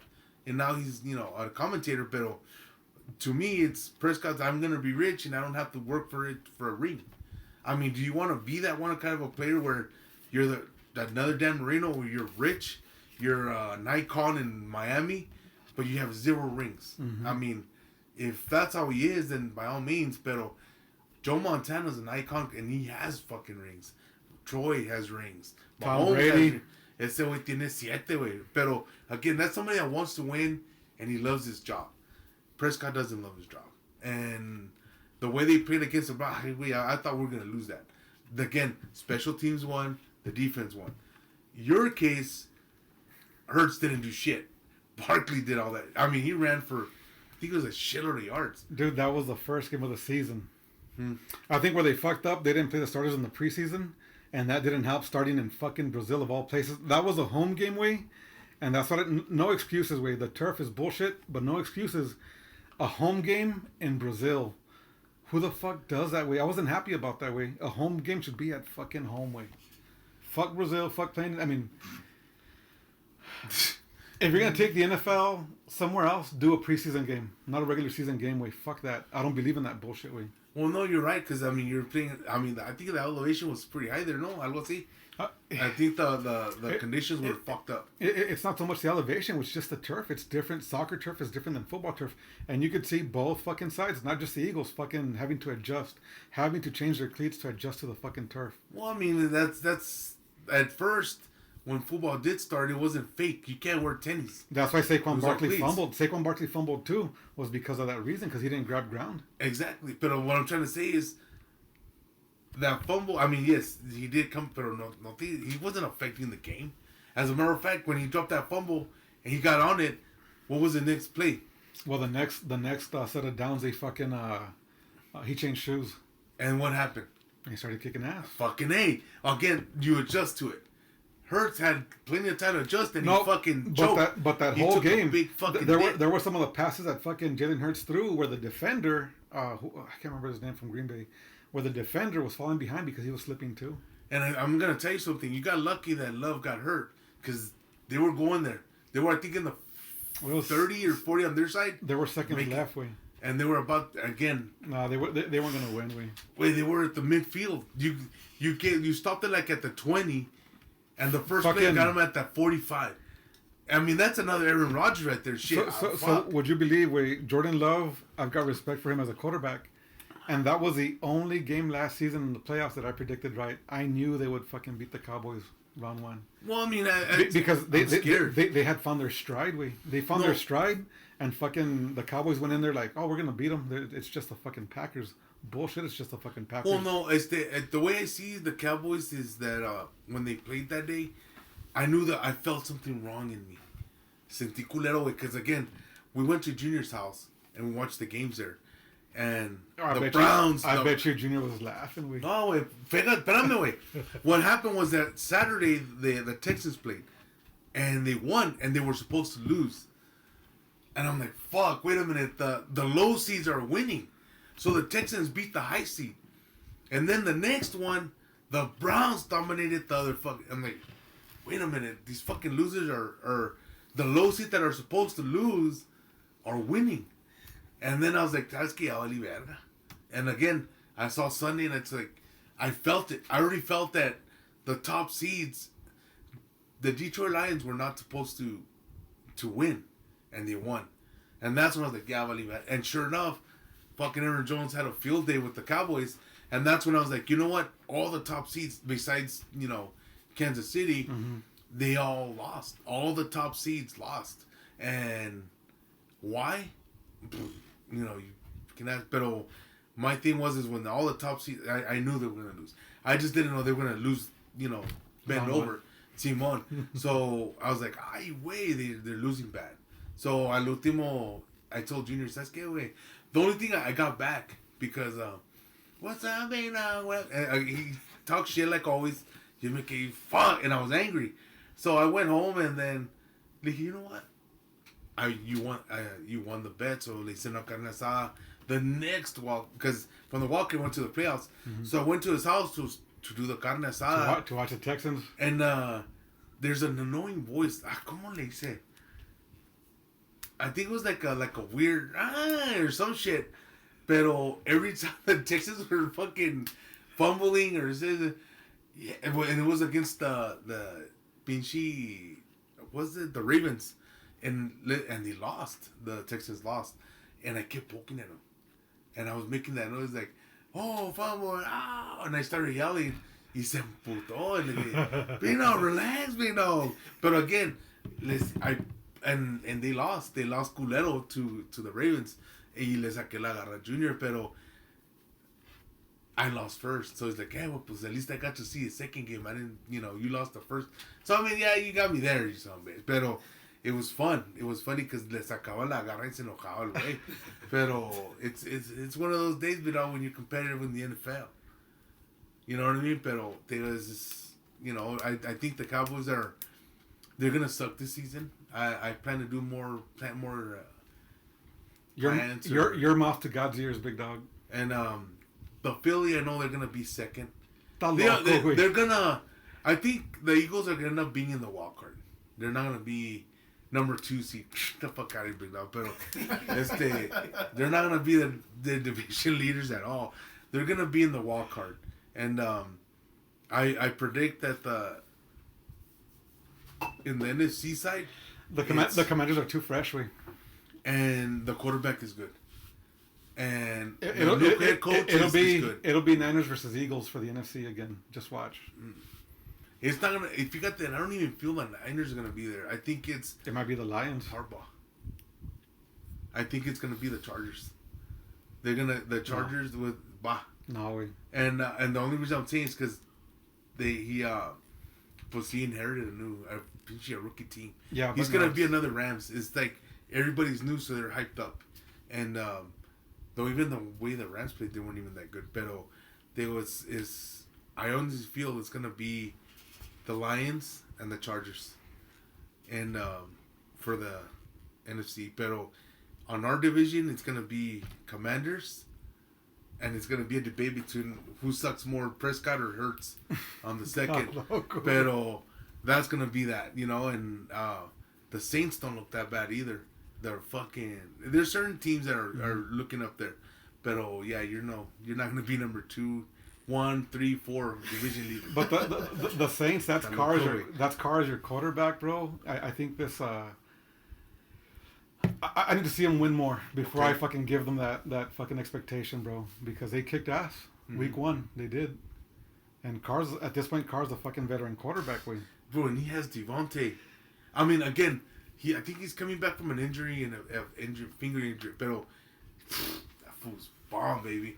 But again, the Raiders are gonna be good, you know, and they'll. The Niners no se ven buenos. They're good. Don't get me wrong. They won a really strong game that Monday, pero coming from Purdy, I think McCaffrey comes like in like three weeks. I'm not even sure, bro. Pero no, the Niners aren't gonna make it. Green Bay might. You know, again, it's the same team because he's out for 6 weeks. But I think 4 to 6 weeks. But they're saying that they were looking at Tannehill or Kaepernick. Again, here comes. Kaepernick's not gonna come in, bro. It's one of those two. Pero Tannehill was their number one choice. You know what I mean? Pero tú sabes, if the Eagles even make it to second or third, I'll give you a reminder call. I told you so. It's like Johnny Cash. Who the fuck Johnny Cash? You know what I mean?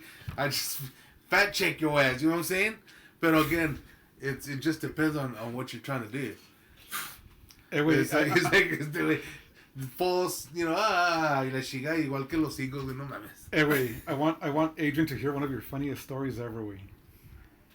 Adrian doesn't know about you, way. I don't know if you recognize him from Socorro, way.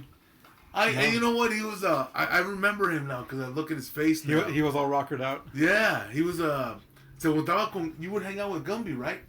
No, with that punk. Jaime, not with Jaime. He hung out with Javi and Mario.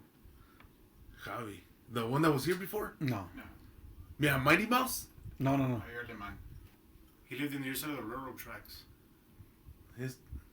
He lived close to Frank, my cousin Frank. I don't know. I know I've seen him before, but you were. A ver, calmao. Yeah, I thought that short. So yeah, I remember him. I remember him like that, but yeah, I remember. I recognize his face, but he was a smart.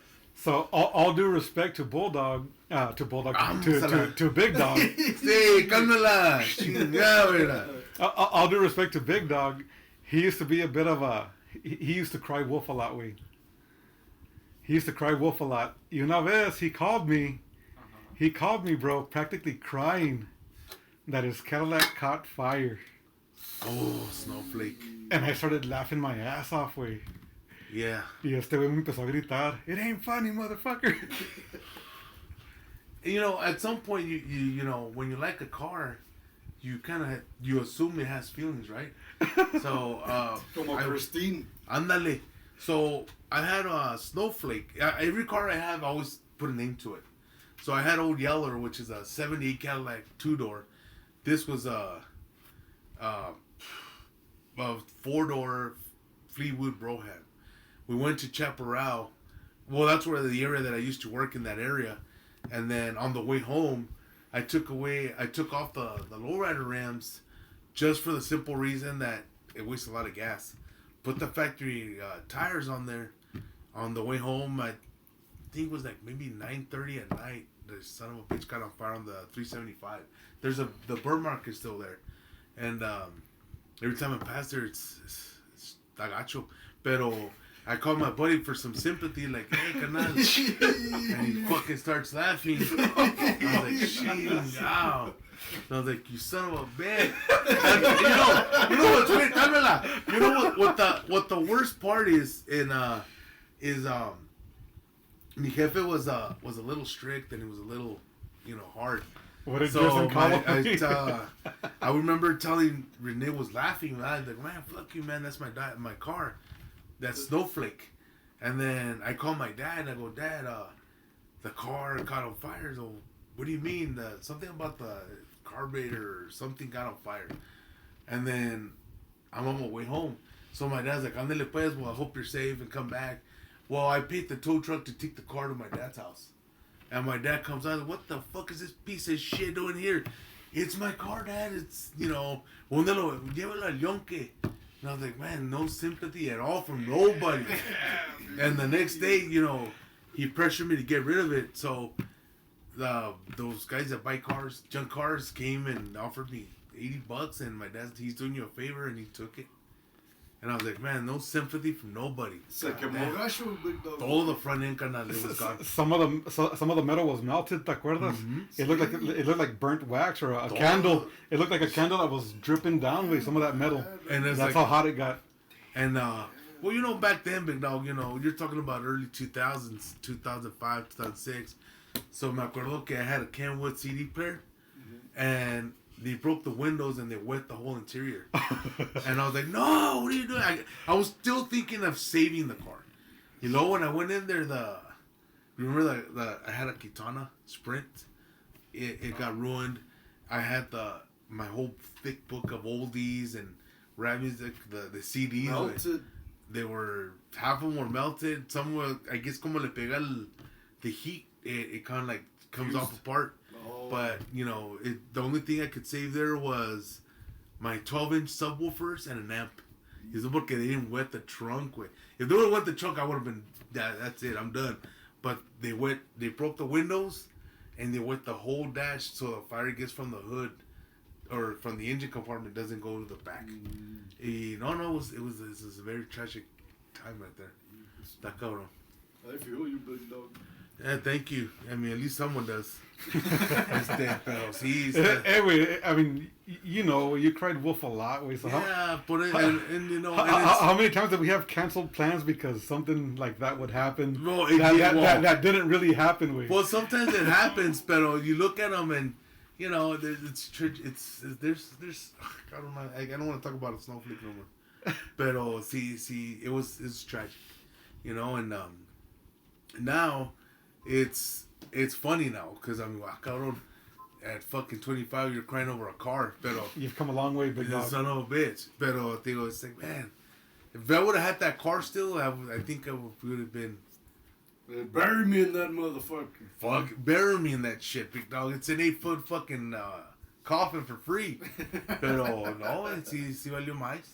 He had another Cadillac agent, Old Yeller.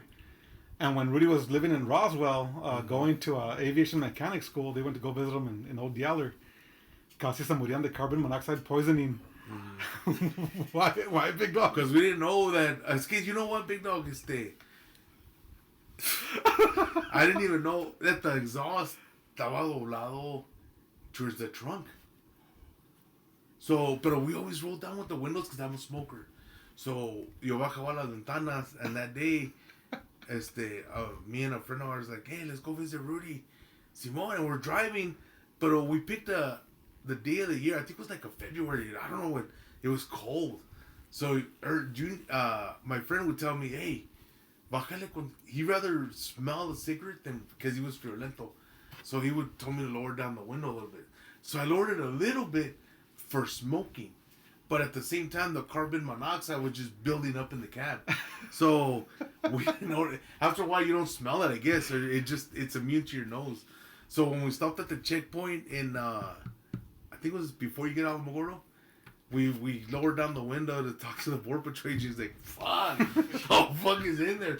Like, bro, you guys are okay? It smells like gas. And we're like, really? And I told my friends, like, hey, wait, well, do you mind if we park here and look at the carburetor? Maybe it's running rich or something. It didn't have to do with the shit was in the trunk.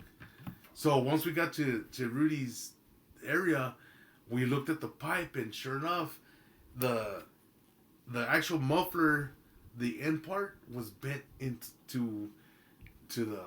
So on the way over here, like, hey, well, you don't fuck on my car, fool. You're not fucking on my car. But it was so strong that we parked on the way home.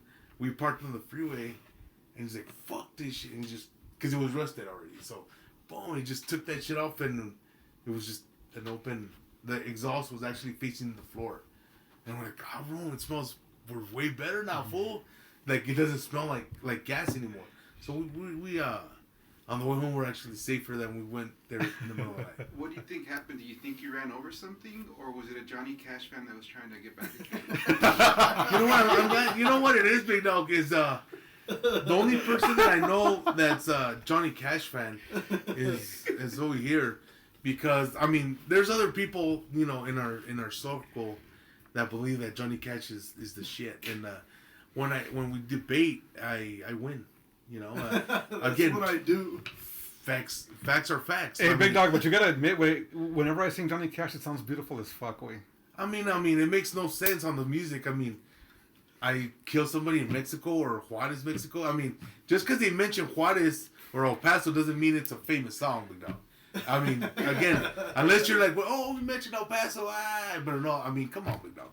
I mean, if that's the case, you know, the people that listen to Amarillo by morning, I bet you the people that live in Amarillo are happy about it. I mean, come on now. And he's the greatest singer. No. But, again... Singer-songwriter, baby. And, again, that's what I'm saying. You got two different genres where he's a performer. He's the king. He's, you know, an icon. He's a time capsule. I don't think I'll ever see... If me and you were reborn in 2080, in the future... I don't think Johnny Cash is ever going to be there. Oh, well, he will. They're going to be like, who's Elvis Presley? Oh, he's the 21st century icon of music. Along with Michael Jackson or whoever. Who's Johnny Cash? Some fool in a fucking black tuxedo. That's about it. I'm seeing. But, I mean, shit. Fuck. Don't start that shit, Big Dog, though. See, I think that's what it is. You know, Elvis is always going to be famous. Even at 42 years old, he's still the shit. Big Dog, but without... Well, before I say that, the ambiance at your birthday party when I sang that song, everybody was like, holy shit, this fucker knows how to sing. Well, no, it's because you know the lyrics. I mean, no, anybody that... I fucking performed the fuck out of it, too. Your voice is there. But when you know the lyrics and you know the rhythm and the way that it's supposed to go, of course you're gonna be like a regular... It's like asking Ruben to sing, and you're singing next. Obviously, you're gonna sound better than Ruben. But because, I mean, that's what you do. You're not a... Como te de, you know the music. Mm-hmm. He's a regular, what you would call a karaoke guy. Out of tune, listens to whatever. You're not. But, I mean, when you know the words to Johnny Cash, because you play that shit over and over, I mean, at some point you're going to get good at it, you know, when it comes to when the words come in. But there was this, you know, it's like when I sing my favorite song from Elvis Presley, which is, well, I got two, honestly. Number one is My Way. And number two is, as a matter of fact, a friend of mine got me into that song is Just Pretend. And, yeah, Just Pretend. I mean, everybody, all the other ones are the great, don't get me wrong. American Trilogy and all that shit, pero... Sing us a line from Pretend, way. Huh? Sing us a I don't want to put you in a... I mean, this is your crib, carnal. I don't want to fuck it up. Just do it. Pero, all I know is that, you know, I'll sing someone, you know, I'll sing you another time. Pero te voy a decir una cosa, it's... If out of all your fans, and you know what, you should put that as a questionnaire in this interview, whenever you put it out there, Elvis or Cash. I'll be damned if they're gonna pick I'll Cash. make a poll quick and easy, way. And I'll tell you what, Elvis is gonna win. Nah, way. And unless, you know, they heard my political issues and they'll pick Johnny Cash. But if they go by the music, you're talking about fucking Elvis is gonna win. No, you know, I think if they were both alive, and Ruben, who would you see? If they're both alive and they're both singing Las Vegas, both of them. Neta, who are you? And they're both the same price tickets. They're both $50. Prepare to be heartbroken. It's gonna hurt, man. No, porque the reason I'm saying is there's two different types of genres, huh? It's like when you see, what's that? The piano guy that has all the... Billy Joel? Or Elton John? No. Elton John. Houdini, or what's the dude that looks like that wears all the... Elton John. No. Liberace? That fool. Okay. Him or Elton John? I'll see Elton John every day of the week. Okay, why? He's amazing, but he's a great fucking songwriter, like Johnny Cash. Okay, whatever. Okay, but Houdini's more what? He's a performer and a singer-songwriter. Okay, and who's a performer? Have you seen his concerts in Houdini? Or what the fuck? Liberace? Liberace, my bad. What's his... It's a monoxide.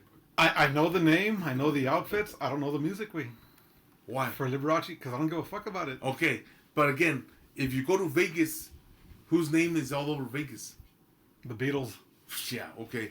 Liberace. And that's what I'm trying to say is, you wherever you go, it's your No, preference. but let's get back to the question. Let's say the tickets are $50, and Ruben only has $50. He just lost all his money in Vegas. One concert. He's got $50.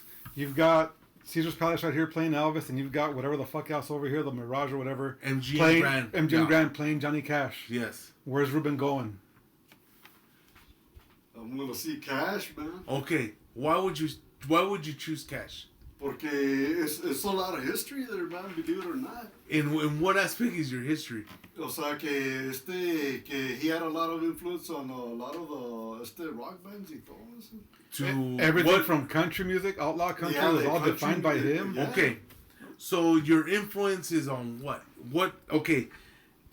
Let me try to put this... Big Dog, simply put, I can't relate to a guy in gemstones, but a guy with a blue collar, working his ass off. Hey, working man y todo. How is he a working man? Fucking the military way. He came from a King fucking... did it too. Military man. He worked on crop fields. Exactly. He worked on crop fields with his family. That's where he fucking lived. He fucking cut lumber. Depende cómo hagas relate. Elvis was in Tupelo, Mississippi. Fucking dancing. No, I'm not a dancer. He wasn't dancing. And that's what I'm trying to say. They both grew up the same.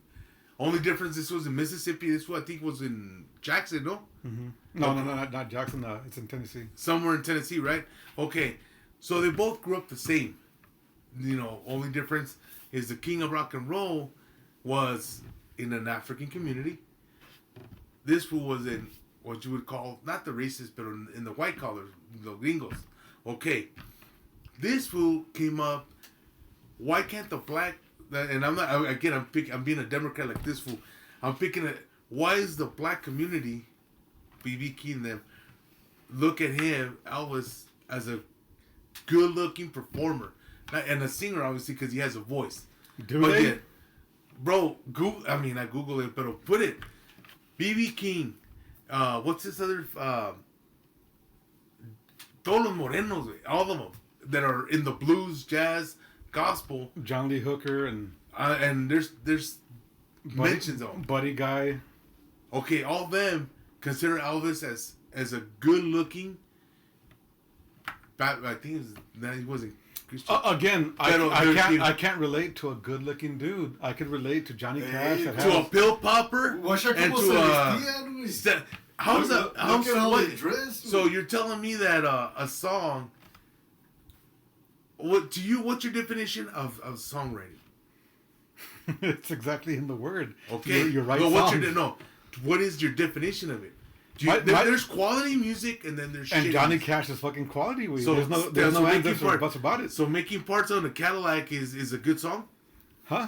Fuck yeah, it is. He's talking about me it's a good song. He's talking about the guy on the assembly line, fucking stealing parts, all kinds of shit, little by little, to build himself a jalopy out of all those parts that he fucking collected. So that to you is a good song. That's a fucking original idea. That's what that fucking is. Give me a man. So it's like, okay, so the quality of music for you just went down a notch. No, wait, he's singing maybe not his truth, but he's fucking singing the truth about somebody that works.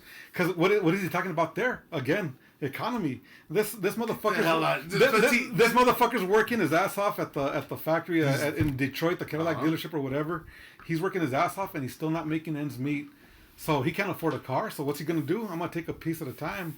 And I'm gonna build myself a car at home. So I already do this for a living. It kind of sounds like your story, Big Dog. Exactly, wait. No, because exactly, buying your fucking $25 llantas usadas, way, or whatever the fuck to get your car going. But that's what I mean. But you should relate to you should relate to him. Is that a song? Yes. See, to me, that's not a song. It's a storytelling. A storytelling is about what I'm assuming is. And I'm assuming because I'm going by a certain artist, a lot of the music singing by other people is not about cars. It's look at the good guy Randy Travis. What songs did you make of jalopy songs besides love music, heartbreak, and my favorite is 3 Wooden Crosses, which is obviously it's a message out there about religion, but again. All those songs, and he's a songwriter, were for the same thing. But same thing is with what's his face that went with he was having a battle with the chicks, He just barely passed away with colon cancer or stomach cancer. ¿Cómo se llama? Sí. American boy. See, American. okay, his thing was patriotism of the United States of America. He made a lot of music, pretending that, yes or no. Okay, that was his way. So you think better songwriting by what you're saying? Better songwriting is, so like for instance, let's say Johnny Cash made it famous right now. Okay. Right now, in the world where every fucking country artist and their grandma sings about whiskey and tractors and blue jeans and whatever the fuck. Yes, that's not country. This bullshit party country, bro. And he comes in and sings his truth again about car parts. It's a breath of fresh air. It's a mold. Well, honestly, they're no. using the same mold over And everybody's using it. But that's what I'm trying to say. And that's why... That, have you heard that's why I would rather relate to that. See, than porque fucking, no, back then no. era you were the one that was making that freaking mold, porque that was Well, your no, original simplemente shit. look at, and I, that's why I give praise to George Strait. He doesn't. I don't have to build a car in Cadillac. Look at his new album. Have you heard his new music in YouTube? He has a brand new album out. The radio is not playing it for a reason. It's traditional country. But if you listen to it, it has over 9-10 million views. The music is on point. It's not about stealing cars. It's not about my tractor's sexy and shit. And none of that shit that they used to play. But again, he's going traditional. But Elvis, same circumstances. It's a performer. So again, same circumstances. Johnny Cash. You plug in Elvis in his prime to music right now. Mm-hmm. He's gonna play that fucking bullshit. I think my tractor's sexy bullshit music. No. He's gonna perform it. He's not gonna sing about whatever the fuck's not popular. He's gonna sing whatever's popular because he knows that's what's hitting right now. That's what's banging right now. Okay, so you're telling me that That's what Elvis would do. That's what I'm saying. Plain and because simple. I'm not gonna lie to you. Because I want to tell you something that Elvis did is that why did he? What was the whole purpose of '68 comeback special? And I know you probably don't know. It's his revival. Why? Because he had lost base with his fans. Exactly. What music did he play? He didn't play new shit. It was all his old stuff. And that was the most watched NBC fucking show in US at that time. And the Beatles were banging. He didn't play new shit, new material. He played the music that he always used to play. But he kept it real and he said, I'm going to play for my people. I'm not going to have no razzle dazzle. And he fucking knocked it out of the park. He's the only one that, satellite from Hawaii. I mean, he would have been nice to go out of the country, but again, back then there was no pay-per-view or nothing like that, and it was the most viewed show or concert in U.S. history. Now, not even nobody can top those two concerts off. Beatles. You're just upset. Oh my God! Here we go again. You're just upset that Ruben's gonna go see Johnny Cash before Elvis. I'm gonna go see Johnny Cash. What a waste of money, pero again, it's all debatable. Pero te digo, it's in the pudding. America, the king is. But also, that's another question that always comes up. Are you a Beatles person or an Elvis person? I know. Fuck yeah, I'm about the Beatles, bro. Yeah, you're more about the hippie, because that's what they are. And singer-songwriters. And the Beatles, they write their own music. No, Paul McCartney did, not the other ones. They all did. George Harrison had his own songs. Lennon had his own songs. Were they number ones? George Harrison was I can't fucking think right now. Yesterday was Paul McCartney. Okay, for sure. Yes. Fucking the Sun song. George Harrison is the song about. Fucking Ringo Starr was A Yellow Submarine, Octopus's Garden. They all contributed to the band. But then that's what I'm saying. How many number ones did they have? Fucking more than a handful. Okay, I completely understand that. But what I'm trying to say is, they couldn't top Elvis. How many? And Elvis was already how many 39, 40 years old. How many Beatles songs did Elvis perform? Several. ¿Cómo? How many Beatles songs did Elvis play? There were several. 3. 3? Yeah, and they sucked. Because obviously the songs are shitty. But what I'm trying to say is, why did he go there then? Well, no, it's because again, and that's what I'm trying to say, and I'm trying to prove a point. Johnny Cash ain't shit. The Beatles ain't shit. Because even at the '68 it's because the Beatles were coming up, and the Beatles were still, on the knees, cuz. And that's what I'm trying to say. 5 songs. That's it. And none of them were any good.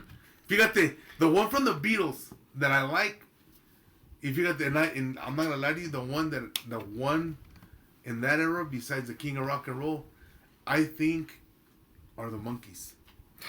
You're full The of Monkees shit. are the shit. You're full of a fucking made up band for TV was better than the Beatles. Did you see those songs? Again, they were love songs and they were good songs. But the Monkees were a made up band for TV. Yeah, the Partridge Family. Emulating the fucking Beatles. No, well, it's because the Beatles were shit. They ain't nothing. Again, the only one that I like from the Beatles, fíjate, was... The one that I really liked from the Beatles was something about his mom. Which one? From Paul McCartney. He said he wrote it like in 15 minutes or something. Probably Yesterday. No, it was something with his mom. And that's the only one I like. I really did like that one. That she won. No?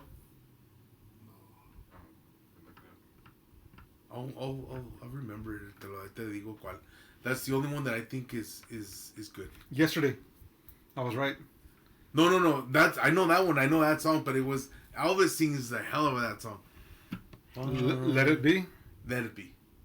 And that's the one that's probably like the only one I really like. I can listen to 8 times in the car. Something. That's but Yesterday song. is Elvis saying it. Eleanor Rigby. Fuck, bro, you're fucking.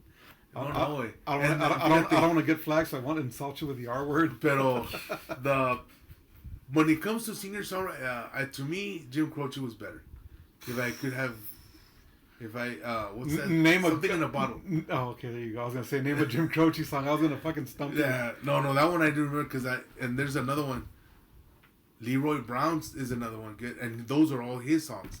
The Mamas and the Papas, those are hippies, and they made Del Calote Flaquillo. I forgot his name. The music California Dreaming. All that, I mean, those, I believe on singer-songwriters. I know the difference. The only band from that time that came close to being as great as the Beatles is the Beach Boys. Well, no, it's because the people they're iconic. Only there's California, pero the Beatles. No, but not all their shit is California. Where you got fucking. Pero the Beatles to me are like the Backstreet Boys. It's a group band that I think they lived for 10 years is like unsold tickets. So by boom like popular. Like Reba McEntire right now is Elvis is bomb. Elvis is the equivalent of fucking Justin Timberlake. No. Fuck yeah, he was. He passed away at 42. You can't judge somebody. There's some that are still fucking alive. Paul McCartney wants to buy his fucking own music back. Fucking loser. Again, I'm trying to say is you guys are basing it on 80-year-old fucking careers because they're old as shit. The only one that passed away young and because he got shot in his own fucking in the streets, but all these people live long. And of course they're gonna build more music. They're gonna work with other performers, other artists, and they're gonna make music. This gentleman worked on his own, besides the quartet, obviously, and he made it on his own at 42, and he was banking. He has a mansion in Memphis, took care of families in Memphis, playing other people's music. Again, as a performer, that the number ones that are in his thing are not number ones in anybody else. Unless you can prove it to me wrong, but they're not. You're always on my mind. Was the number one for Willie Nelson? For number one. And it was the number one for, who was the female that sang it? Was it, I can't think of it right Okay, now. so... But that was the number one song to begin with. That's it. No, pero fíjate. Proud Mary. My Way was a fucking, that you mentioned earlier, Frank Sinatra sing it. He said it was the number one too. Exactly, but again... And his version is way better too. Get the fuck out of here, man. Shit. Pero again... I like Frank, dude. Frank Sinatra is one of the pack rats, pero what I'm trying to say is Frank Sinatra sang it when he was young, way. And all I can say is, cuando los cantó, dude, I've never heard. Have you ever heard of Frank Sinatra's "My Way" here? In any freaking. It was in a radio station. Yeah, it was in the Joker movie. Okay. Even on the other one. But what I'm trying to say is, when you say, "Oh, have you heard My Way?" What is the first thing that comes out of the mouth? It's always on fucking American Idol too, güey. Yeah. Si sabías que en los Philippines, güey, en los karaoke bars, if you sing My Way, you better fucking sing it right, because you're gonna get fucking killed if you don't. Right? Well, I mean, you really will get killed, güey. Yeah, I mean, you're in the pack rat town, pero sí, I understand. They take that shit serious, man. Pero tengo una cosa que is that all the Elvis's music, even if you put a little they know who it is. Put Johnny Cash, dun, dun, dun, dun, dun, dun. I don't know if it's a parade or it's a song, but I mean, as long as you hear the guitar, I guess is, But I mean, ultimately, what I was trying to say earlier, was even if you're singing about stealing parts to build your own car at home from your job or whatever, he's singing a certain truth that nobody else is singing about at the time, way. How do you figure? Because how do you take this job and shove it was better?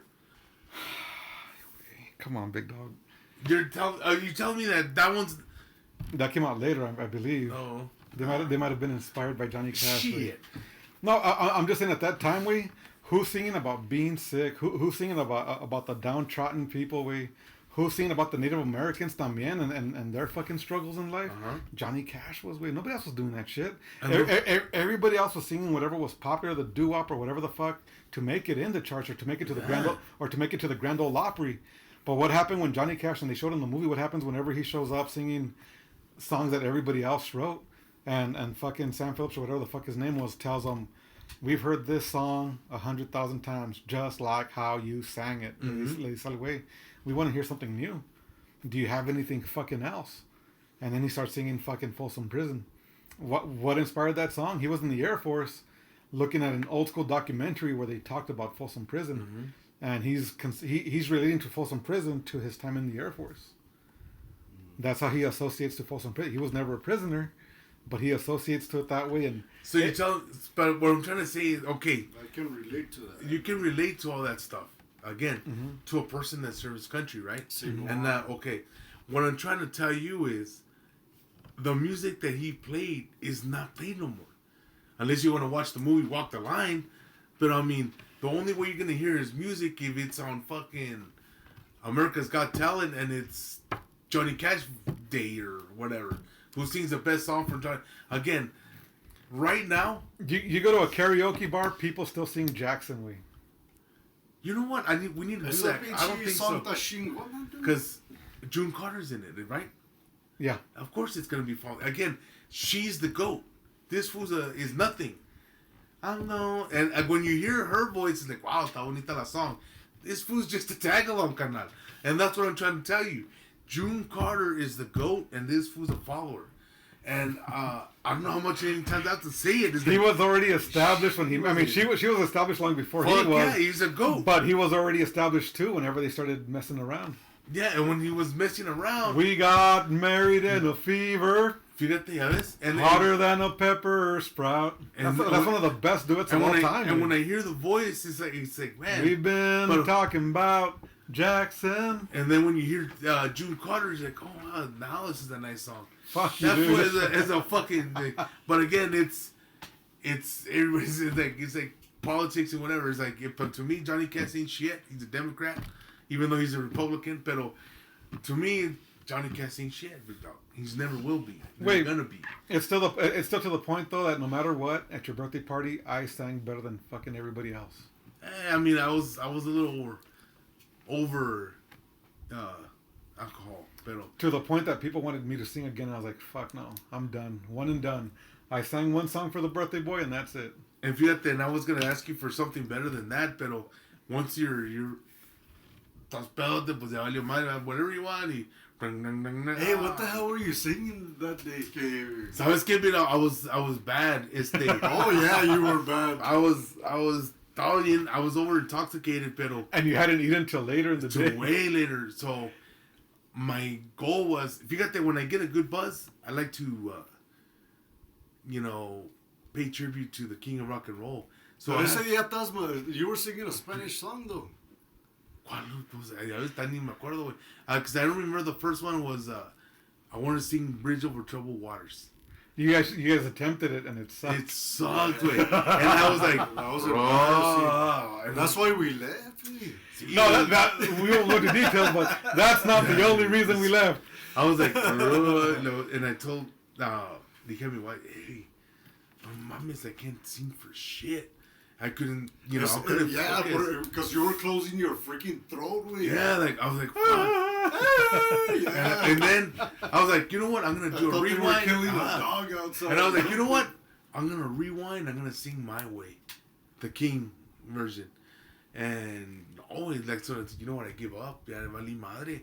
And that was a good tribute, man. because I'm going to tell you something. When I'm a hell of a karaoke singer, when I'm maybe 60% good, not wasted, feeling good. Because that means you Hey, Big loosen Dogg, up. I got a question for you about that. When you sing, do you take a shot?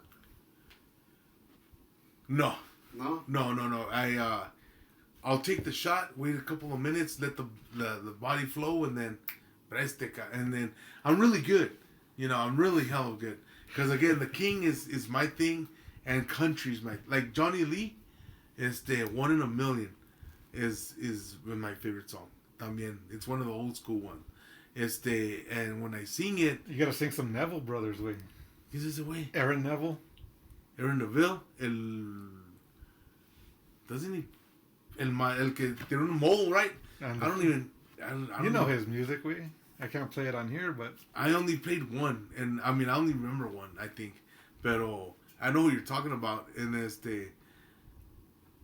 his voice sounds like a girl. he sounds amazing. If you got look at the difference on that. I like men. Hey, Big Dog, but off. Hey, Big Dog, but off topic. A ver. Without going into detail, for your birthday this upcoming year, I don't want to talk about enchiladas all fucking party long way. I want to talk about Big Dog. I want to enjoy your birthday. Well, you know what? What I want to do next year is, this coming year, what I want to do is invite, probably do it here, pero with a piñata. Y con chingo de liquor, carnal. A ver quién Fuck yeah, dude. See who wins it. Hey, ¿ya no tienes connects allá en Tennessee, donde era? Mississippi. En Mississippi? I can try to get some moonshine. ¿Que te gustó? Está bueno, dude. It's the creeper, because it tastes like water, pero that shit gets you drunk. Esa madre no sabía agua, dude. It was fire. That was freaking good, man. It doesn't taste like anything. So, when I went to go work in Mississippi for a month, it's Lipton sweet tea with that shit. So you don't taste it, but you know it has it. Mm-hmm. So I'm assuming over there it gets humid and hot, so te los tomas como kind of like a twisted tea. Only difference que te It'll fucking sneak up on you. like a motherfucker. And I remember because I drank two things, my birthday, contigo no, and then with my mom's birthday. Oh, yeah. Y luego me tomé con my mom's birthday. And I shouldn't have done that. Y con mi mom me tomé 4. Y Era cuando me comí caía toda la la salsa, dude. toda la pinche. Y yo me puse. I Y el couldn't Big walk. Dog estaba bien encabronado. No estaba el pinche. El Big Dog. No estaba el pinche chile, no mames. Es Ruben. Te comiste Pero- toda la salsa. Todo encabronado, güey. And the second was my mom, where I couldn't even stand up.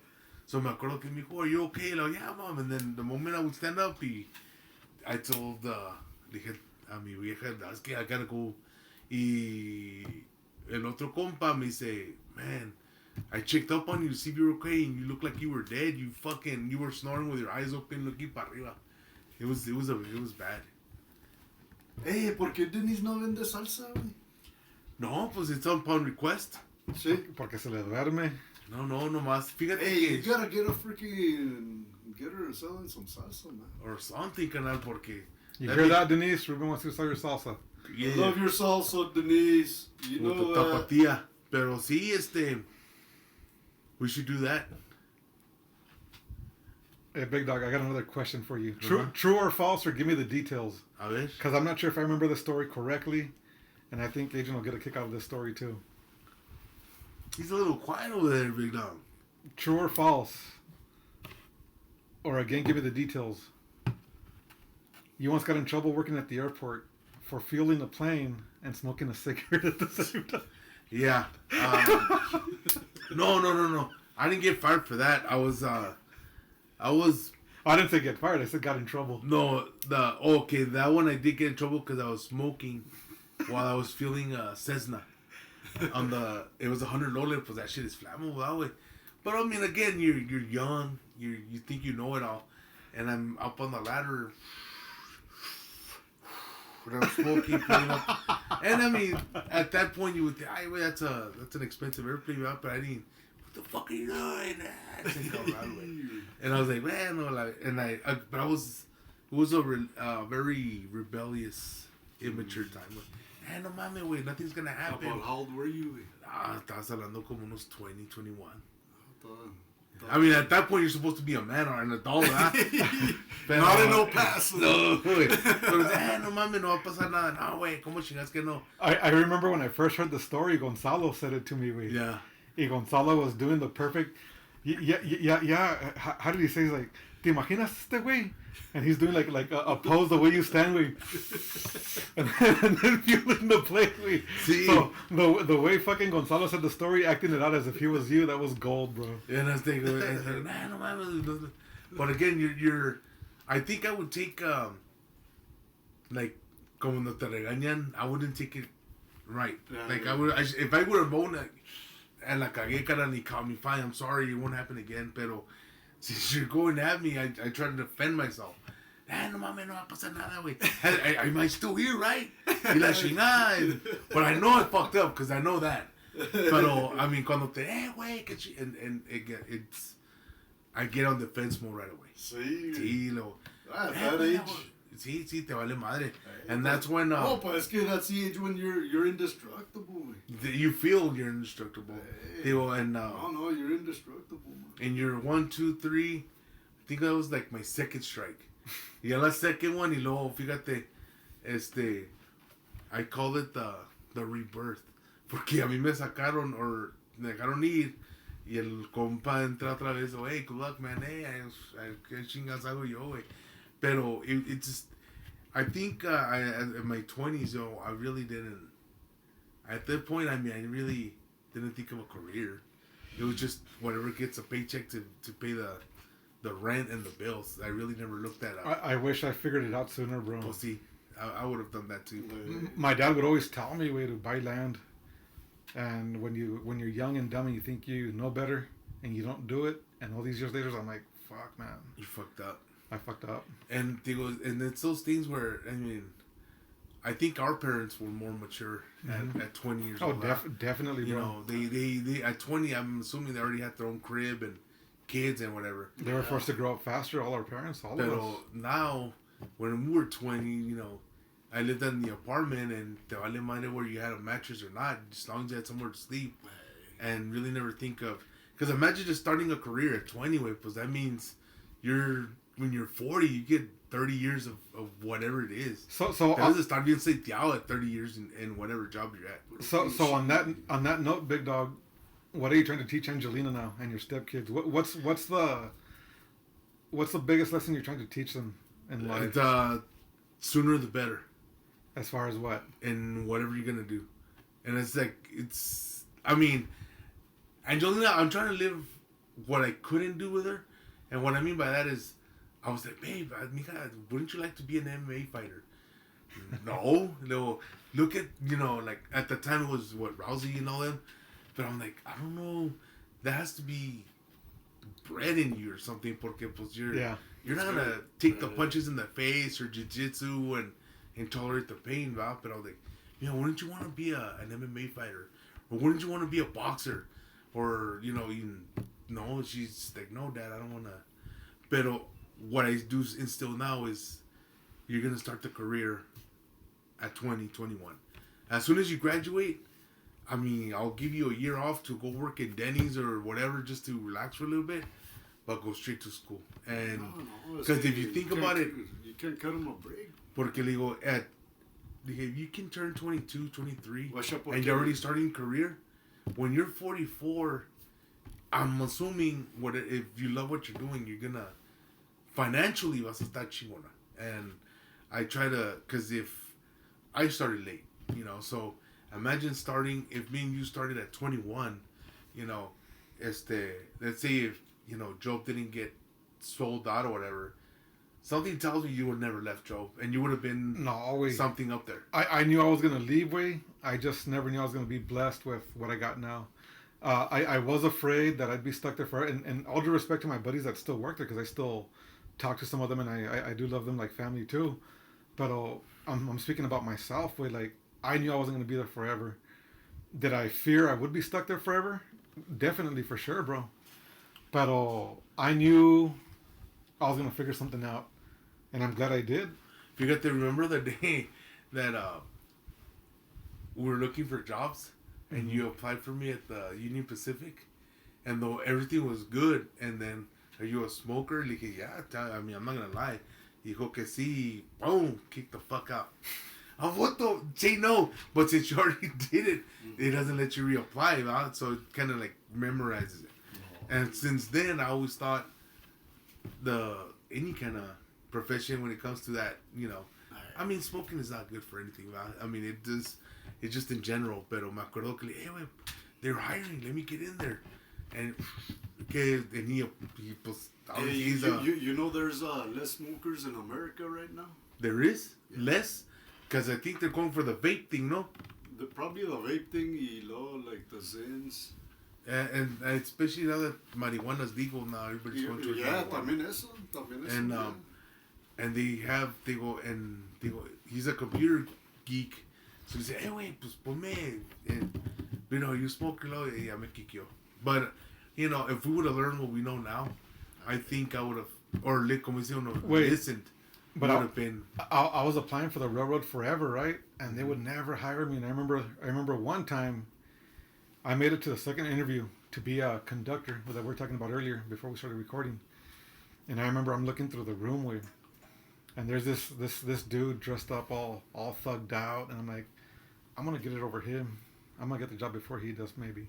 Then I see this real fat dude, right? I'm like, yeah, I'm definitely gonna get it before this guy. I didn't get the job. It's like, fuck. You were too fucking cocky. Yeah, bro. But then now, so one of my coworkers, one of the trainees that I'm helping train on the gang, 21. And then the other one's like 24, 25. And I'm like, dude, take care of this fucking career. Because I wish I had this fucking job at your age. A high-paying job at that young, we went through the bullshit of working at Target, Little Caesars Pizza, fucking Kmart. I worked everywhere that sucked, Because you were indecisive of what you want to do? No, I was fucking careless and immature too. But I went through all the bullshit. So when I see these guys that got hired young, I'm like, dude, I don't want to sound like an old head. I don't want to sound like your mom or your dad or whatever the fuck. But this is a great career. Fucking take care of it, man. Because if this opened up doors for me when I got hired on at 34, imagine establishing all that shit when you're way younger. Fuck, You would have been up the ladder a long time ago. You would have been somewhere up there. Mm-hmm. And it's like one thing is like I told, and if you got the and I'm not gonna say, I'm not. We're gonna take full responsibility, but I think our parents will tell you a certain amount of time to where they're not pushing you. And my dad would tell me like, mijo, do something. But after a while, I mean, as a parent, you're gonna know what kind of kids you have. Hey, this is reckless, or he doesn't want to, I'm done. I gotta go on to the next kid. And when I got this job 18 years ago, I would have never thought. No, mi dad siempre nos decía, like, get your shit together. You're wasting but in Spanish, but you're wasting your life away. Get your shit together. Not necessarily in those words, pero sí nos decía que we gotta do better. We wouldn't listen. Or I wouldn't listen for sure, Imagine donde tuvieras la casa ahorita. I mean, you would have paid it off. But then get this, when I got hired on by the railroad, one of my first supervisors reminded me a lot of my dad. The way he was también, similar type of character and everything. When a bunch of my other coworkers se agüitaban, this supervisor this or this supervisor that, I'm like, oh no, I'm well prepared for this because this is what I grew up with, man. Well, yeah. This is nothing to me, man. But and that supervisor's a good dude too, like. Oh yeah, you look at the one, and I think now it's more of a cruise control, and now it's no longer. Now it's what can I save till I get old and and retire. Try to live at least a comfortable life. Not like my parents that had to work till like 67, 68 to retire. That's why Denise has to sell that fucking salsa way. Oof! Imagine getting our own fucking salsita. Una nice label ahí. Salsita. Big Dogs. Green salsa. No, Green me la salsa. chingas tú. I can't promote it porque I put it there as a Be one sample. of your best customers, güey. Eso sí. No, bro. Hey, can I get a sample so I see if the quality is still the same? Hey, I'm gonna be the freaking Quality taste control, tester, güey. fool. Yeah, no shit, huh? Es más, you're gonna have to pay me, fucker, to taste that Ay, shit. cabrón. Pero sí te digo, pero... Shit, Big Dogg, yeah. Y el... Yeah, and I asked porque con Ryan, of course I'm trying to teach him the way my dad taught us stuff, but Yeah. only difference is I know my dad loves us, but yo a Ryan se le digo todo el tiempo, like I don't want it to be a mystery to him that we love him, So I instill that, but aparte de eso, like with the podcast or with the music, I'm trying to teach him without deliberately telling them, just que solo mire el way that you can't let shit happen. You got to make shit happen. Mm-hmm. You have to make a shit, and there's no such thing as handouts anymore. No, it's That people are used to shit falling on their laps. And now it's more of, I think that if anything, for example, tu dad que se hizo retired del banco, I mean, imagine he could have got you in there, maybe not necessarily do what he did. No, he tried, but that's not what I wanted to do. He tried to get me in the bank. Imagine being an executive there, or It would have being been an owner it would have been a good career move, bro. Absolutely, and but again, those are parents that are how making it happen. But I'll tell you what, if you fucked it up, he's not gonna help you or he's not gonna put his reputation again for you to fuck it up. You know what I mean? But I think, neta, I think I'm where I needed to be now. I'm where I need to be. Porque I always did the computer jobs. I always did the clerical jobs, all that bullshit, right? Mm-hmm. And I was bored. I was bored out of my mind. If I was at the bank, it would have been a great career. I wouldn't be happy though. But you would be and who knows? Like you're talking about what? 18 years ago, 20? Plus, I've been with the railroad. The railroad will be 10 years. November 3rd. I did the oil field for a year. And I was at Cemex for like 10 and a half years, almost 11 years. Okay, so just imagine if you would have listened to your dad, what if the one that's right here in Soco Loco and North Loop would have been your branch? Yeah. And again, you're making good money. You're there's work to get done. Obviously, it's a financial institution. Pero you're talking about something that, shit, you could have been corporate. Pero again, if you don't like it, pues you're going to end up either quitting or half-assing the job. It always takes me back to the movie Office Space. Have you seen that movie, Uh-huh. where the guy's a computer programmer? Yeah, último he's a construction guy and he's happier than shit. And that's how I feel. You're up there to the bottom and you're happy. You look at Tigo and maybe what if your inner soul is to be, I'm not going to say poor, but just be a regular Joe. But then with all this that you're doing, then maybe... Yeah, there's Nirvana shit. There's nothing regular about me, Big Dog. Apparently it's not, Fíjate que, it's like us, at least in my perspective, I can't be still. Your mind's going. Whether you do it or not, it's your decision to do it.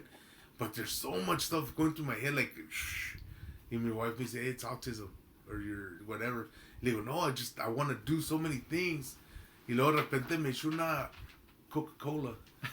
Y, never mind, I'm going to go. Again, you got to make shit happen to get, results. And I'll go back to bed and I'll watch, my favorite show, which is IOU from the Property Brothers and HGTV. Celebrity IOU or whatever. That's my show, and that one, and I'll watch it and then... Weren't you just doing this, or weren't you supposed to do that? I went, today I love working on cars. And I went outside, but I just can't tolerate the heat. So I went out there, I put my tools, I put everything away, I did all this shit, and then my wife was like, you're going to work in this heat? I go, see, I love it. And like, 5 minutes later, I put all the shit back. It's too fucking hot. You're getting older. That's fuck. what's going on, man. Well, I'm not, and so I feel 25 right now. Right. shit. But le digo, you know what? You know, she's like, when your mind never rests, pues chinga, you take everything out, then you put it back in. You're right, it's hot, you know. But I mean, and then it's like, look, the sun's out, it's cloudy. Take your shit out. Nah, I don't want to do it. You know, so it's just, it just, pinche mente no se me para. You know, and it's just, goddamn. Hey, Big Dogg, you have the daughter. Is she bringing boyfriends over already or not yet? Hell no. As a matter of fact, una me escondió un chavillo en me dice mi vieja, babe, she has a little crush over here. She's this, that, and like, hey, como you know, come here. Like, I don't know. What do you mean? He's just a friend that vale más que something. And I told that, hey, is he a friend? They're son amiguillos de la escuela, but you tell me. Hey, but then with her, it's always been an open book, and I always tell her, don't ever lie to me. Always be honest. And I mean, obviously, you're not gonna have a boyfriend till you're 40. I wish you could, but just everything. Leave it out. And she's been everything open all the time. Pero le go, who's this kid? A friend, bro. You better be are you a friend? See? Okay. Keep on keeping on, but then it's a group thing. It's never wrong, ni madre. It's never fucking. Pero it's always a group thing. Pero no, she's not yet. I think bullshit aside, I'm scared because after the quinceañera, yeah, it's gonna end up happening. No, she's a young lady already. Yeah, 16. Yeah, she's gonna be 15, 16. So at some point, I gotta slowly, and I mean very slow. I remember asking Ruben a long time ago when his daughters were when Desiree, the older one, was about that age. He dijo, Ruben, hey, pues it's out of my control. I just gotta hope that they make the right decisions or whatever. That's all you can do. I mean, you can guide them. Okay, pues you gotta look at yourself también, güey, porque pues what age did you start dating? No, carnal, pues yo hasta los 17. What was the first time? Que tenía carro. I would use junior as a right. Pero honestly, we never. Pues ponle que ya está cerca, dude. Porque ya va a tener 15, right? She's gonna be 15. Pero te voy a decir una cosa, is that unless I mean, you can correct me if I'm wrong, pero when we were growing up, we really never looked at for females. It was more like partying in Juarez and drinking and desmadre, pero like que digas, cause like a regular high school group where he's hugging a girl, I'm hugging a girl, he's hugging a girl, and no. At least I've never seen that. No, but I mean, we tried. But unsuccessfully, but we fucking tried. But you're talking about, it was like 6 of us or 7 of us, and I mean, que lo estés buscando, no. It was always like, hey, ¿qué vamos a hacer con el, what are we going to do? Hey, we're all going to go to the SAC. Mm-hmm. And yes, there's groups of people, and you want to socialize or communicate, but half of the time it would never go that route. It would go the opposite, salías peleando or whatever, pero que digas one day, if you can mention one, I mean, I'm impressed, but I don't think I ever remember. We were what, 8? Herbert, or quite a bit of us, let's say 9. When have you ever saw all 9 of us with a girl in any occasion? Never. If anything, there was more cars and beers and plus pretty much just Jerson always had his lady. That was it. And Pedro, that was probably it. And pienso que Pedro would hardly ever hang out with us. It was always, and in the SAC, it was just guys. Yeah. And it was just drinking and bonfire till 5, 6 in the morning. And putazos in there. Pero que digas, I'm hugging a girl or he's hugging a girl. Yeah, no, it's never was that way. We were losers, we. We were into each other. We were still trying to figure it out. Well, pero digo, it's until at an older where everybody started getting jobs and shit is when, because in high school you hang out together as much as you can. No había feria, dude. Yo no tenía feria. My dad, pero... So it wasn't like, voy a llevar esta morra a las movies, No, not even then. Porque you need a car. Whether you broke or not, you can pick her up and take her to the park. Fuck it. But I didn't have a car. Did you have a car? Nobody had a car. I think the only one was Gonzalo, and Rudy had a Chevelle at a way older age. Pero nobody had a car. So basically is like, where are you gonna, either you ask a friend for a ride, which is not common porque también está batallando con la gas, pero you're talking about, fuck the whole, I mean, if you ever met a girl, I mean, you guys were lucky because esa area vivían todos. Yeah. Males and females. You know, but if you lived like where me and Junior and certain people lived, Yeah, everyone's everyone's walking, estás caminando en el canal to get to that area where you guys were at. Yeah. So, for me to be like, oh, hi, and, you know, I'll go to your house. First of all, I mean, tienes que caminar for like a half a mile. Yeah. So there's no, and then if they were somewhat, I'm not going to say popular, but somewhat social, they have other parties to go to that have cars. That or Just a remember, connection. it never happened to us, but I remember I had friends que decían, oh yeah, my parents dropped me off at Roller King. Yeah. And I met a girl from Montwood or whatever the fuck. And they would meet there. And they would meet there and they would kiss. Where I'm like, we were never dropped off anywhere. Like, No. I never made it to Roller King way. I, With the stories I heard, I would have loved to, but you know, but I don't think I ever got a ride nowhere. yeah. And I mean, even in high school, I think I could only afford Bulldog Cafe, and everybody else was, at the time was going to Topper's Pizza. Right or wrong, Topper's Pizza was there was, Or Subway. that was it. And I'm the one eating fucking nachos from Bulldog Cafe because, you know, it's affordable. But these guys were, you know, Topper's Pizza with video games. Yes, but see, I didn't understand because I only did it one time porque I got a little bit of mi mama de dinero. So I went with the pack to Topper's Pizza. You get in a huge freaking line. Once you get your slice or whatever, it's almost, you have to go back because your lunch is over. And you're running, eating your pizza. I'm like, what's the purpose? Yeah, where's the enjoyment? You're not, because you're in line. Yeah, I mean, whether you're freaking from A or B. Pull that shit down quick. Exactly. The only time I would go to Topper's Pizza was for the video games. Because it's cheaper than the freaking I pizza. didn't know Mortal about that Kombat 3. Mine was, Ken. Street Fighter. Street Fighter. Yeah, Or Tekken. Ken's my character on Street Fighter 2. Also, Really? I was always like, No. I'm on Street Fighter. It's either Bison or Blanca. On those are my two to go to where I win.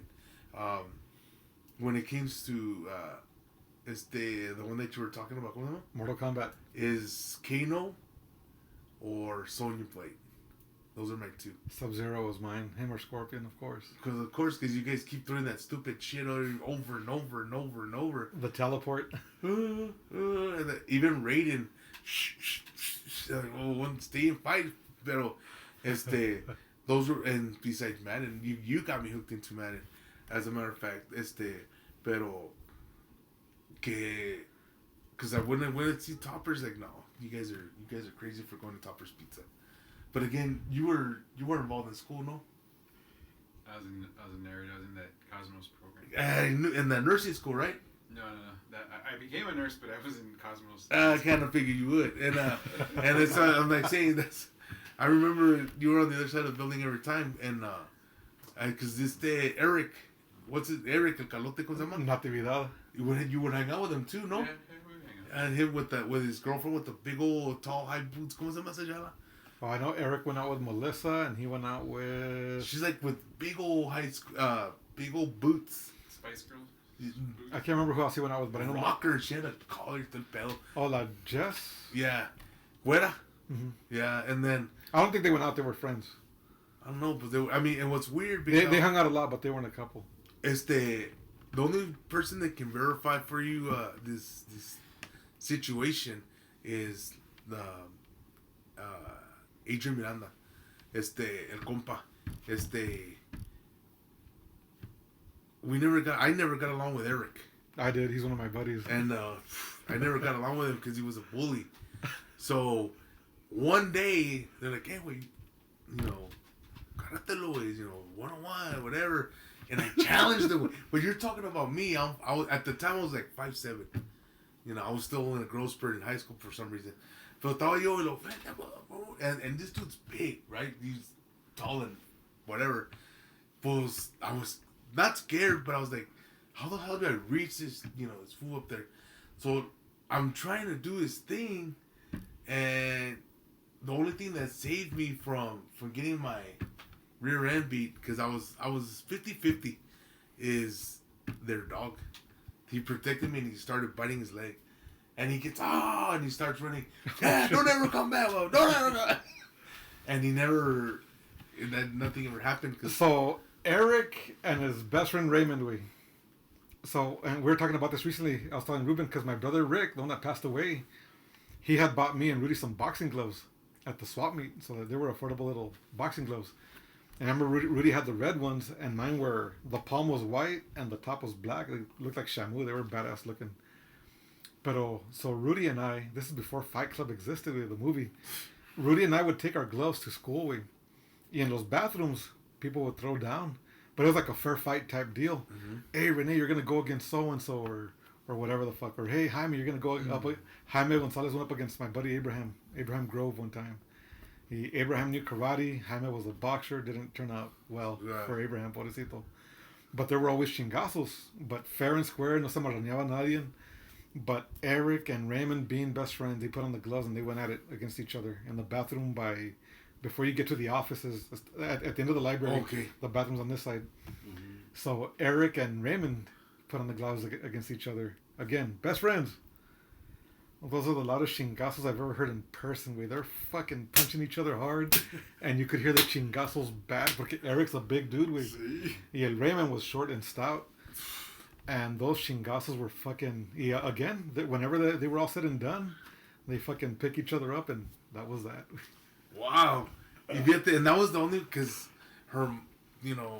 that dude was something else back then. And because you can hear the mom from 2 miles away. But, man, the dog actually bit him, and I was safe. I was like, oh, wait.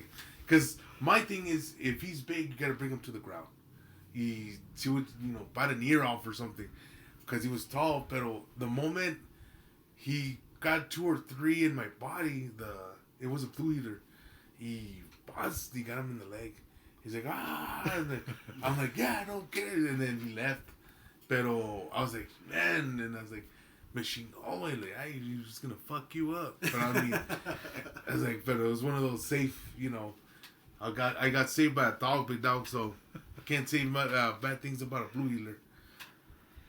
Well, on that note, what do you got to say to the American voters, just to close off this podcast episode? All I can say is do your research and go ahead and vote for Trump if you want a real change. If you want Harris and you want welfare money and all that stuff, hey, by all means, do your thing. But, I mean... we need a dramatic change, not a vice president to the same old. And I think Trump will, although he says some stupid shit now and then, but he's gonna change it. So I hope everybody just do your research and trust me, the Republican Party is gonna win 2024.